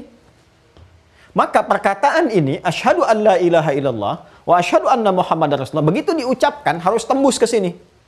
Nah, mengonfirmasi jiwa takwanya. Ini akan mensupport nih nilai keimanan supaya naik. Jiwa takwa ini. Di takwa ini akan ditembuskan dari nafas kepada kolbu, kolbu kepada sadrun, dari sadrun terjemahkan, diikat oleh akal kita, diperintahkan sepersekian detik ke dalam bagian tubuh kita untuk diekspresikan dengan kuasa Allah cepat sekali terjadinya. Karena itu kita akan dapati korelasi antara iman dalam Al-Quran, kemudian takwa, ya kan nanti begitu diucapkan qaulun, imannya dari lisan nanti kan diucapkan, tembusnya ke sini kan, ke jiwa takwa. Adanya di mana? Di jiwa. Jiwa itu apa? Nafas. Tempat nafas di mana? Di kolbu. Makanya disebutkan jiwa takwa ini adanya di kolbu. Kolbu. Ya, sisi terluarnya disebut sadrun, jamaknya sudur. Sudurun. Nah. Begitu diucapkan, ini harus sampai ke sini. Nanti dari sini diberikan perintah untuk mengonfirmasi benar nih imannya. Ya, maka distimulus lewat apa? Lewat amalan. Diperintahkan oleh Allah. Salat ya. Nah, nanti dicek betul nggak nyampe ke sini sinyalnya. Ya, begitu betul sepersekian detik tuh diperintahkan tembus ke sini, ke sini, ke sini. Dari sini ke amalan, ke jawarih, ke perilaku kita. Maka dibuktikan lewat apa? Lewat amal. Konfirmasi takwa itu nanti ada pada amal. Amal yang bersumber dari iman disebut saleh. Maka muncul istilah amal saleh. Karena itu perpaduan tiga ini sering ditunjukkan oleh Al-Quran di dalam ayat-ayat firman-firman Allah untuk mengonfirmasi satu dengan yang lainnya. Ya, pembuka hudannya pun disebutkan. Ya, coba lihat di Al-Baqarah pertama kali ya. Setelah Alif Lam Mim, selanjutnya apa? Dzalikal kitab, Al-Quran. La raiba fi. Hudan untuk siapa? Lil muttaqin, orang takwa. Siapa orang takwa itu? Alladzina yu'minuna bil ghaib, iman. Iman harus diuji lewat apa? Amal soleh. Wa yuqimunas shalah. Wa mimma razaqnahum yunfiqun. Semua saling mengonfirmasi. Ya kan? Nah ini amal soleh ini. Inilah fi'lun. Yang mengonfirmasi qaulun. Iman yang benar dari lisan turun ke hati. Seperti cinta dari mata turun ke hati. Ya kan? Iman dari lisan turun ke hati. Makanya kalau imannya tidak sampai ke hati, dikonfirmasi lewat perbuatan nggak muncul. Karena cuma di lisan saja. Itu karena penyakit. Penyakitnya macam-macam. Bisa nifak. Ya karena penyakitnya penyakit iman, ya maka nyerangnya ke takwa. Takwa ada di mana? Di nafas. Nafas ada di mana? Di kolbu. Maka sering dikatakan penyakit kolbu. Jamak dari kolbu disebut kulubun. Penyakit kulub disebut maradun. Ya, maradun. Maka disebutkan di Quran surah kedua Al-Baqarah di ayat 10. Ya, fi qulubihim marad. Fazadahumullahu marada. Kan? Apa yang menyebabkan penyakit ini? Banyak nanti. Di antaranya apa? Ya, diikuti provokasi setan. Provokasinya kemana? Setan provokasi ke sifat fujur. Fujur ada di mana? Ada di nafas. Ketika diprovokasi berdiri sendiri, nafas memerintahkan. Ya, perintah disebut ammar. Terus memerintahkan disebut ammar. Membawa karakter disebut ammarah. Karena ini sifatnya kalau berdiri sendiri jadi jelek, maka perbuatan yang jelek disebut su. Maka dari sini memerintahkan kepada su. Nih, nggak lewat takwa ke sini. Su terus. Ammaratum bisu. Maka disebutkan di Quran surah ke-12 dikonfirmasi. Ayat 53. Wa ma ubarri'u nafsi innan nafsa la'ammaratum bisu illa ma rahima rabbi. Ya, itu persoalan pertama. Siapa yang memprovokasi ini? Setan. Kita udah lengkapi pembahasan tentang setan. Dari asal-usul, cara kerja, sampai akhir tragisnya. Nah, setan masuk lewat mana? Setan gak mau tanggung. Ya, dia gak mau gagal. Dia berusaha untuk mengcover semua jalan dari fujur. Fujur kan ke sini, nafas ke kolbu ke sodrun. Ini puncak terakhirnya. Maka dia masuk lewat sini. Karena yang digoda bukan 1-2 orang, tapi semua orang. Ya, maka dijamakkan. Sodrun jadi sudur bentuk jamak. Maka disebutkan alladzi yuwaswisu fi sudurin nas. Dia berharap kalau gagal di sini, digoda di sini, gagal di sini, goda di sini. Karena ini 3, 1, 2, 3. Gambarannya lewat tahapan-tahapan. Kadang dalam internal kita. Dan kadang dalam lingkungan terdekat kita, kalau lebih luas lagi, kadang yang paling jauh. Itu yang digambarkan dalam jamarat, akabah, usta dengan ula. Semua terkonfirmasi. Jadi nggak ada yang kosong dalam syariat itu, semua ada maknanya. Jadi kalau kita ngaji dalam gitu, pelajari semua keterkaitannya ada. Ya kan? Nah, maka orang-orang yang berkata, saya Islam nih, saya juga Muslim Pak. Sholat nggak? Nah, ini terkonfirmasi keadaan lemah imannya. Ya kan? Nah, maka dari itu 15 abad yang lalu pun pernah ada yang disinggung oleh Allah. Ketika ada yang mengatakan amanna, kan di sini sudah beriman. Fasenya ini. Ya, di Quran surah 49 coba cek. Al-Hujurat. Ayat 14. Qalatil a'rabu, sebagian orang Arab Badui berkata, amanna, kita udah beriman. Berarti levelnya ini kan? Ya kan? Amanna tuh, amanna karena bentuknya kepada kata kerja yang pertama, asalnya amanah begini, amanah kan? Ditambah dengan nahnu yang disingkat dengan na begini. Maka karena double disatukan. Jadi seperti ini supaya tidak banyak huruf dituliskan jadi begini, ditandai dengan tasydid. Asalnya begini. Ya. Qalatil a'rabu, orang Arab Badui datang kepada Rasulullah mengatakan, orang-orang itu berkata, amanna, kami telah beriman. Berarti sudah bersyahadat, qaulun masuk sini. Ya. Maka karena perkaranya iman itu masuknya ke hati, kalau urusan hati Allah yang menguasai kan? Makanya kita katakan ya muqallibal qulub. Wahai yang menggerakkan hati, yang mengetahui pergerakan di hati, terbolak-balik dan sebagainya. Ya, Allah Maha mengetahui. Wa nahnu aqrabu ilaihi min hablil warid. Ya, di Quran surah ke 50 itu kan, surah Qaf di ayat ke-16. Walaqad khalaqnal insana wa na'lamu ma tuwaswisu bihi nafsuh wa nahnu aqrabu ilaihi min hablil warid. Ya kan? Sangat mengetahui. Karena itu Nabi tidak menghukumi dengan keadaan jiwa, tapi menunggu apa yang Allah sampaikan. Karena itu kita nggak boleh ya menghukumi keadaan hati seseorang terkait dengan keimanan, nggak boleh. Ya, makanya kalau ada seorang menyebutkan misalnya kafir itu akan mencari pemiliknya. Benar nggak? Sampai ke langit. Kalau nggak ditemukan, di bumi nggak ditemukan, kembali kepada yang mengucapkan. Makanya hati-hati dengan klaim-klaim demikian. Kecuali ada tanda-tanda nyata yang disebutkan secara langsung. Menolak syariat, itu kan? Tidak mengakui sholat. Atau kemudian misalnya ya menolak tentang akidah keislaman. Menghalalkan yang haram yang tinggi. Menghalalkan zina macam-macam. Nah itu sudah ada tanda-tanda. Maka hukum-hukum melekat. Ya, maka harus hati-hati. Karena kalau ketidaktahuan dibimbing supaya kembali kepada jalan yang benar. Dia mengatakan amanah. Maka turun ayat mengonfirmasi kul lam tu'minu. Katakan Muhammad sallallahu alaihi wasallam belum benar imannya. Kenapa? Karena kalimat yang ada di lisan itu qaul belum mengalir sampai ke qalbu, sampai ke nafas. Walakin qulu, tapi katakan aslamna, kami baru mengonfirmasi keislaman. Lewat apa? Lewat qaulun. Walamma yadkhulul imanu fi qulubikum. Sementara iman yang belum masuk ke sini. Bagaimana bisa mengonfirmasi iman sudah di sini? Diuji lewat apa? Lewat fi'lun, lewat amalun. Ya. Karena itu semua pergerakan iman itu ada di sini. Di kalbu, di nafas. Ya. Ini punya amalan. Apa amalannya? Disebut dengan niat namanya. Di sini terletak pada keikhlasan. Ya, kan sudah pernah belajar tentang ikhlas. Ya, di surah Al-Ikhlas itu kan semua ditujukan kepada yang ahad. Ya, qul huwallahu ahad. Jadi orang ikhlas itu yang menepikan segala hal, segala perbuatan, disupport dari sini tujuannya hanya untuk yang ahad saja. Mengarahkan segala pada yang ahad disebut tauhid. Makanya muncul ilmu tauhid ini. Konfirmasi lagi. Ya, jadi ini semua keterkaitan. Ya, di sini disebutkan antara hubungan niat dengan amal. Bentuk jamak dari kata amal itu a'mal. Hadis Nabi dikonfirmasi. Riwayat pertama di Al-Bukhari ketika di kitab Bad'ul Wahyi, riwayat pertamanya tentang amal. Jamakkan jadi a'mal. Innamal a'malu binniyat.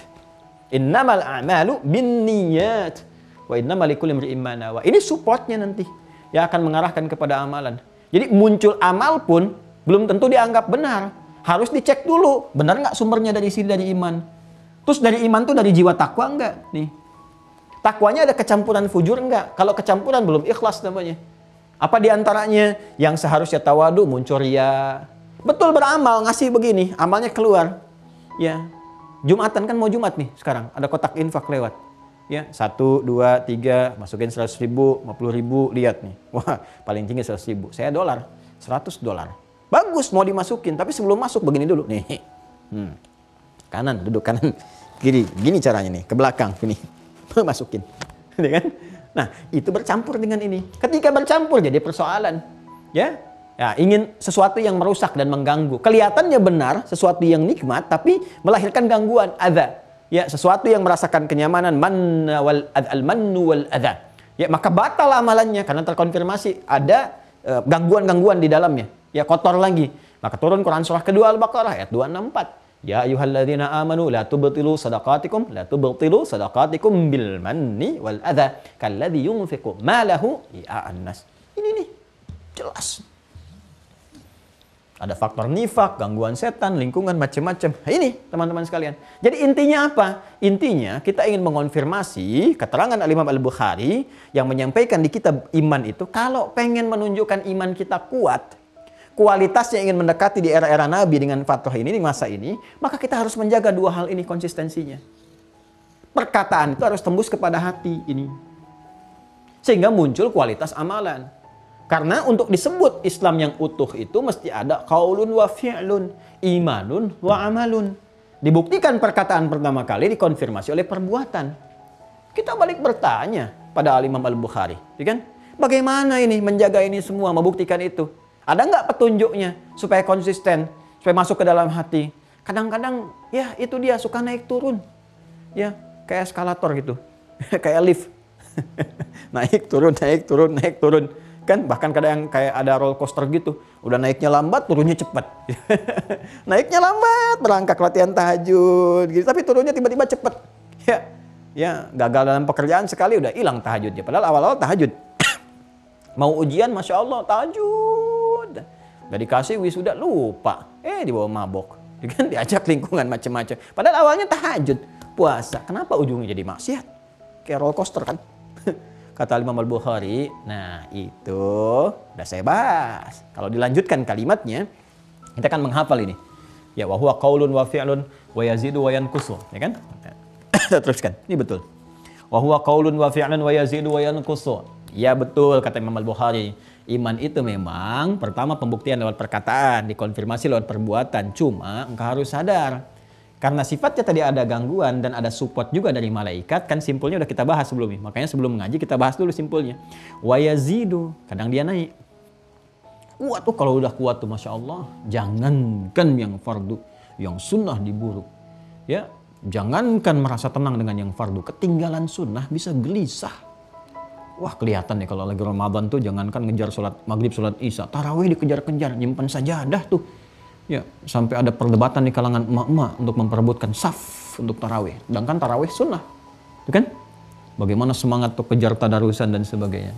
Nah, kata Imam Al-Bukhari, ya, mengonfirmasi nanti dari hadis-hadis Nabi SAW, wa yazidu wa yanqusu. Tapi jangan salah kata beliau. Iman itu dinamis. Ada pengaruh-pengaruh, yazid wa yanqus. Kadang naik, kadang turun. Kadang kuat, kadang lemah. Yazid itu naik, tambah, yanqus turun. Ya, tambah, yanqus berkurang. Tambah lawannya kurang. Naik lawannya turun, kuat lawannya lemah. Ya, yazidu bisa diartikan naik atau bertambah atau kuat, wa yanqusu bisa melemah, bisa turun, bisa berkurang. Penyebabnya macam-macam. Ya, tadi yang saya sampaikan pembukanya. Bisa jadi melemah itu karena mengikuti was-was setan, karena dorongan nafsu atau pengaruh-pengaruh lingkungan di sekitaran. Ya, kata Nabi itu kan fa abawahu yuhawidani au yunassirani au yumajjisani, karena salah bergaul, kan? Mengikuti arahan nafsu, mengikuti provokasi setan dan sebagainya. Atau naik tuh karena bergaul dengan orang-orang yang benar, suhbatus salihin. Bergaul dengan orang-orang soleh, ya, makanya Al-Imam An-Nawawi ngarang kitab Al-Imam An-Nawawi Riyadhus Shalihin, taman orang-orang soleh itu, ya, kurang lebih 1896 hadis kurang lebih yang ada di situ. Ya, setelah Al-Arba'in 42 hadis untuk pokok-pokoknya. Nah, jadi teruskan. Nah, tadi saya sampaikan, kita balik bertanya, ya Imam Al-Bukhari, sampaikan informasi kepada kami. Gimana caranya kita? Ada nggak petunjuk dari Nabi SAW cara naikin supaya stabil imannya kuat, ya kan? Kemudian kita jaga supaya nggak turun, supaya nggak melemah. Maka diteruskan oleh beliau. Konfirmasi dari hadis Nabi SAW sebelumnya adalah ayat-ayat Al-Quran dulu. Maka tadi saya sampaikan manhaj beliau, sampaikan ayat Qurannya. Teruskan. Qala Allah Ta'ala. Baik ya, Allah Subhanahu Wa Ta'ala berfirman. Memberikan gambaran kepada kita di surah Al-Fatah. Ya, surah ke-48 ayat yang keempat. Liyazdadu imanan ma'a imanihim. Ya, supaya kami tambahkan terus keimanan-keimanan mereka. Jadi ada isyarat dalam Al-Quran, amalan-amalan yang terus menguatkan iman. menambah iman. Supaya nanti dengan iman bertambah itu ada tipsnya. Ya, ada petunjuk-petunjuknya. Ini isyaratnya dulu yang beliau sampaikan. Juga teruskan wazidnahum huda. Kami tambahkan dengan iman itu hudan, petunjuk itu terkonfirmasi itu. Jalur yang tadi itu. Ya, dari iman terus ditambahkan petunjuk, nanti dari petunjuk adalah kebahagiaan. Ulaika ala hudan min rabbihim wa ulaika humul muflihun. Kemudian di surat Maryam ayat 76 juga kita dapatkan, wa yazidullahu alladhina ihtadau huda. Allah akan tambahkan orang-orang yang sering kali mengerjakan satu hal dari petunjuk-petunjuk Allah itu, tambahkan hudannya. Sedangkan hudan ciri orang beriman. Dzalikal kitabu la raiba fi hudal lil muttaqin. Siapa muttaqin? Alladzina yu'minuna bil ghaib. Kemudian juga Quran surah Muhammad SAW. Ya, surah 47 ayat ke-17. Walladzina ihtadau zadahum huda wa atahum taqwahum. Kemudian Quran surah wa qauluhu wa yazdadal ladzina amanu imana. Al-Mudaththir ayat 35. Ya, juga wa qauluhu di At-Taubah ayat 124, ayyukum zadatu hadhihi imana, ya. Fa ammal ladzina amanu fazadathum imana. Wa qauluhu jalla dzikruhu, dan juga firman Allah Subhanahu wa taala Ali Imran ayat 173. Fakhshawhum fazadahum imana. Wa qauluhu ta'ala, dan firman Allah Subhanahu wa taala Al-Ahzab ayat 22. Wa ma zadahum illa imanan wa taslima. Ya, kalau mau kita tambahkan lagi, ya belum dicantumkan di sini, misalnya Quran surah ke-8 Al-Anfal. Ya, di ayat keberapa? Ayat kedua. Innamal mu'minuna alladzina ya idza dzukirallahu wajilat qulubuhum wa idza tuliyat 'alaihim ayatuhu zadatuhum imana wa 'ala rabbihim yatawakkalun. Semua ayat-ayat yang disebutkan ini dicantumkan di kitab ini ingin mengonfirmasi petunjuk pertama dari Al-Qur'an dulu. Ini manhaj Al-Imam Al-Bukhari. Ini Al-Qur'an dulu nih. Kalau Anda bertanya bagaimana cara menguatkan iman, ini ada isyaratnya di Al-Qur'an dulu nih. Ya. Nih Allah memberikan clue, ya, isyarat kunci-kunci dari sini supaya imannya ditambah, dikuatkan sehingga dengan kuat iman dapat petunjuk. Dengan dapat petunjuk amal meningkat. Dengan amal meningkat dapat petunjuk, kebahagiaan diraih. Ulaika ala hudam mir rabbihim wa ulaika humul muflihun. Kalimat ini kan muncul setelah ada amalan. Itu kan ayat kelima. Ayat 4 dan 3-nya kan amalan. Alladzina yu'minuna bil ghaib, konfirmasi iman. Wa yuqimunas shalah, amal. Wa mimma razaqnahum yunfiqun, amal. Walladzina yu'minuna bima unzila ilaik, konfirmasi iman dan amal sekaligus, ya kan? Wa ma unzila min qablik wa bil akhirati hum yuqinun. Setelah itu semua apa? Ulaika ala hudam mir rabbihim. Setelah itu wa ulaika humul muflihun. Semua keterkaitan. Allahu akbar. Coba saya itu seringkali suka merenung juga dan bermohon kepada Allah itu, ya kurang detil apa lagi gitu ya dalam Islam itu, pembuktiannya butuh apa lagi, semua terkonfirmasikan la ilaha illallah itu ya, la ilaha illallah, la ilaha illallah, terkonfirmasi semua dari ilmu, dari wahyu, dari hadis, dari semuanya, dari pembuktian, jadi nyata semua gitu, nyata semua. Makanya kadang-kadang suka bingung ya, kurang apa lagi itu jelasnya Islam itu, hanya tinggal membuka hati kita, komparasikan, ikutin, ya kan, dengan jadi pribadi muslim yang baik dan sebagainya. Nah ini jadi dimulai dengan ayat dulu, dengan ayat nih Anda bisa dapatkan penambahan iman, dapat petunjuk, dapat iman, dapat petunjuk. Ini tadi dibacakan ayat-ayatnya. Kalau saya terlampau cepat karena waktu sebentar lagi berakhir, diputar kembali videonya ya, nanti cek kembali di mushafnya. Kemudian kalau semua iman itu didapatkan, maka ada konfirmasi dari jiwa takwa kita yang memberikan dorongan agar semua diarahkan pada kepentingan yang ahad. Tujuannya untuk yang ahad. Yang ahad itu siapa? Allah. Qul huwallahu ahad. Semua yang diarahkan untuk qul huwallahu ahad, untuk ahad disebut tauhid namanya. Maka semua yang bersumber dari rasa, dari jiwa kita. Dari jiwa itu kan muncul rasa. Rasa cinta, rasa tidak suka, kan cinta lawannya benci, kan? Jadi kalau mencintai pun nanti muncul lewat perilaku kan? Dan cinta itu kan dari rasa kan ditembuskan kepada perilaku untuk bersikap, menunjukkan ekspresi cintanya. Ya, senyum dengan cinta, menatap dengan tatapan kebaikan-kebaikan, berjalan dengan rasa kasih dan sebagainya. Itu hubbun namanya. Ya, mahabbah. Untuk membenci juga lawannya benci. Nggak suka, mata bisa melotot, berpaling, macam-macam. Itu kan ekspresi benci. Nah, kalau bersumber dari iman, maka semua tadi petunjuk kalau dikerjakan, kata Imam Al-Bukhari teruskan, wal hubbu fillahi wal bughdhu fillahi minal iman. Nih. Maka kalau sudah ada iman dalam jiwanya, itu akan menggerakkan. Maka cintanya pun bersumber dari imannya. Benci pun karena petunjuk imannya. Nah, benci pada yang bagaimana? Pada yang buruk-buruk. Karena iman itu mengarahkan pada yang baik semua. Iman kan konektivitasnya ke Allah. Ya kan? Sedangkan Allah maha baik. Innallaha thayyibun la yaqbalu illa thayyiban. Allah itu maha baik. Gak mungkin bersumber dari Allah yang jelek-jelek. Ya, menipu gak mungkin bersumber dari Allah. Ya, bikin hoax gak mungkin bersumber dari Allah. Korupsi gak mungkin bersumber dari Allah. Semua baik-baik. Karena Allah memberikan cahaya, Allah kan nurun ala nur, memberikan cahaya kepada apa? Kepada iman. Nuruhum yas'a baina aydihim wa bi aymanihim. Karena cahaya ilahi itu disampaikan kepada jiwa iman, makanya iman memerintahkan kepada kebaikan. Ya, dari kebaikan muncul pada arahan yang baik-baik, cinta pada kebaikan. Jadi kalau ada benci pun dari iman, membencinya kepada yang tidak baik, lawan dari baik. Membenci yang hoax, membenci sifat-sifat buruk, ya zina, fahsya, mungkar, akumulasinya itu. Jadi kalau benci karena iman, pasti bencinya pada yang jelek. Nggak suka gitu kan. Dengan apa? Dengan gibah, dengan fitnah, dengan celaan, dengan perpecahan, dengan keburukan, dengan pencurian, pembunuhan, perzinahan, mabuk-mabukan. Nah itu cahaya iman. Dan karena dari iman, ada porsi untuk menyikapi proporsional. Ya, jadi nggak berlebihan. Benci tidak berlebihan, cinta nggak berlebihan, tapi diatur porsinya, sesuai dengan kadarnya. Itulah indahnya. Nah, sekarang bagaimana untuk memenuhi semua itu supaya kita mengetahuinya dengan baik? Ya, mendalami ayat-ayat tadi, membaca clue-nya dan sebagainya sehingga melahirkan sikap-sikap tadi. Mesti lihat hadis. Ya, karena itu berlanjut kita ingin bacakan hadisnya. Ya, hadisnya dari siapa? Harus jelas siapa yang menyampaikannya. Ya, siapa informasi yang bisa didapatkan, dilacak dari siapa. Nah, karena itu kita lanjutkan nanti di pertemuan berikutnya karena waktunya udah habis untuk hari ini. Ya, alhamdulillah ya. Tolong sabar ya teman-teman, sabar dikit. Ya.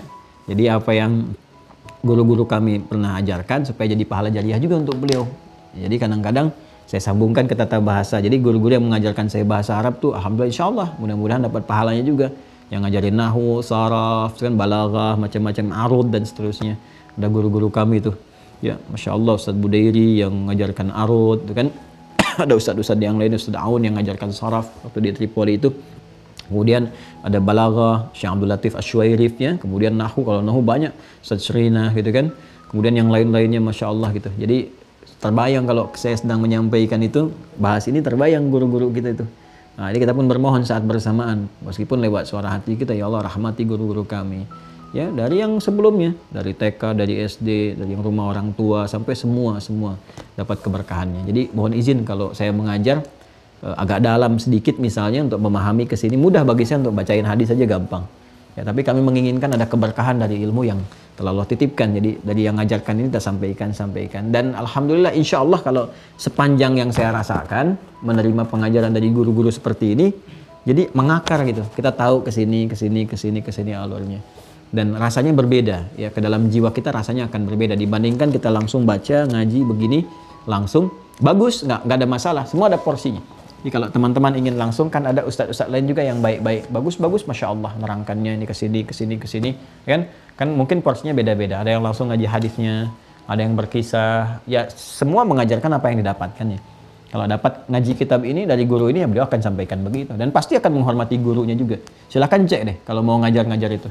Kadang-kadang beliau berdoa untuk gurunya dulu dan sebagainya, nyambungkan ke atasnya dan seterusnya. Ya, prinsipnya adalah menebarkan kebaikan, ketentraman yang kiranya bisa didapatkan. Sehingga tadi kalau kita mau sempurnakan Islam, Muslim, Silmi, dapat apa kalau diajarkan semua itu? Dapat salam. Makanya semua mengonfirmasi tentang salam. Ya, siapa misalnya Nabi Yahya mengonfirmasi wassalamun alaihi yauma wulida wa yauma yamutu wa yauma yub'atsu hayya. Nabi Isa mengonfirmasi wassalamun alayya yauma wulidtu wa yauma amutu wa yauma ub'atsu hayya. Nabi Muhammad mengonfirmasi lebih dalam lagi, bahkan dikonfirmasi nabi-nabi sebelumnya karena risalah pun yang dibawa dengan namanya Islam. Satu-satunya nabi rasul yang nama risalahnya langsung Islam. Ya, makanya Islam untuk mengonfirmasi kebenaran yang sebelumnya. Ini yang dibawa dari mulai Nabi Adam, Nabi Nuh, rasul pertama, terus Nabi Adam kan nabi pertama, Nuh rasul pertama, terus sampai ke Nabi Muhammad. Nah, uniknya Nabi Muhammad langsung namanya Islam, yang mencakup ke semuanya. Kalau dulu kan syariatnya Musa, syariatnya Isa alaihissalam, syariatnya Daud, Sulaiman, ya suhubnya Ibrahim. Begitu Nabi Muhammad, Islam semua. Baik mencakup imannya dan syariatnya, akidah dan syariatnya semua. Jadi menunjukkan konfirmasi keseluruhannya tercakup. Bahwa semua yang dibawa para nabi, rasul terkonfirmasikan di sini semuanya. Dan itu bisa diriset, dibuktikan. Kitabnya aja banyak tuh. Ya. Saya kadang-kadang suka ingin mencoba gitu mengkomparasikan. Ya, kalau di keyakinan lain kita menghormati, semua menghormati. Cuma kan untuk menguatkan keyakinan kita coba cek. Ada nggak kitab-kitab kayak gini gitu? Di hampir semua bidang disiplin ilmunya. Di syariatnya ada fikihnya dibagi lagi, ada muqarin perbandingan. Itu kan ada fikih mazhabnya dibanyakin lagi. Kita di ilmu hadis aja ini baru hadis ada berapa jilid gitu. Baru satu aja Sahih Al-Bukhari jilidnya ada 18, dia 4 jilid, Sahih Muslim ada yang 9 jilid, ada yang sekian jilid. Belum nanti yang sunan-sunan, kitab sunan, An-Nasai, ya, Abu Daud, gitu kan, At-Tirmidzi dan sebagainya. Belum yang Mu'jam ada berapa lagi? Itu Mu'jam At-Tabrani aja udah banyak tuh, Mu'jam Al-Kabirnya itu. Belum Musnad ada sendiri lagi. Ya, ada berapa banyak lagi itu, ada berapa jilid tuh kalau kita pengen dapatkan, luar biasa. Nanti satu saat kita tunjukin supaya memahami. Kurang lebih demikian teman-teman sekalian untuk hari ini, mudah-mudahan bermanfaat. Kalau ada salah-salahnya mohon dimaafkan. Kalau betul-betul keliru ditinggalkan saja, dikonfirmasi ke saya supaya saya ralat. Oh, kemarin saya salah ucap, harusnya begini. Kemarin saya salah sebutkan ayat, harusnya yang ini. Ya, sehingga kita selalu berada dalam jalur kebenaran, saling mendoakan termasuk orang-orang sekitaran kita. Ya, dan mudah-mudahan dengan doa itu diterima oleh Allah Subhanahu wa taala jadi kebaikan. Selalu menampilkan hal-hal yang baik yang bisa disampaikan, menghindari hal-hal yang buruk dan saling mengingatkan, saling mendoakan. Doakan saya semoga Allah menjaga, mengikhlaskan dan setidaknya mengampuni dosa-dosa yang saya kerjakan. pernah saya lakukan. Ya, semoga Allah berkenan menerima itu semua dari doa-doa Anda semuanya dan menggugurkan dosa-dosa yang pernah dilakukan. Ya, semoga Allah ridhai. Sekali lagi terima kasih untuk pertemuan hari ini. Allahumma taqabbal minna innaka antas sami'ul alim wa tub 'alaina innaka antat tawwabur rahim. Rabbana atina fid dunya hasanah wa fil akhirati hasanah wa qina adzabannar. Allahumma tsabbit fi qulubina ya Allah bi nuril Qur'anil Karim wa tsabbit fi qulubina ya Allah bi hadyi rasulikal Mustafa sayyidina Muhammad sallallahu alaihi wasallam al amin.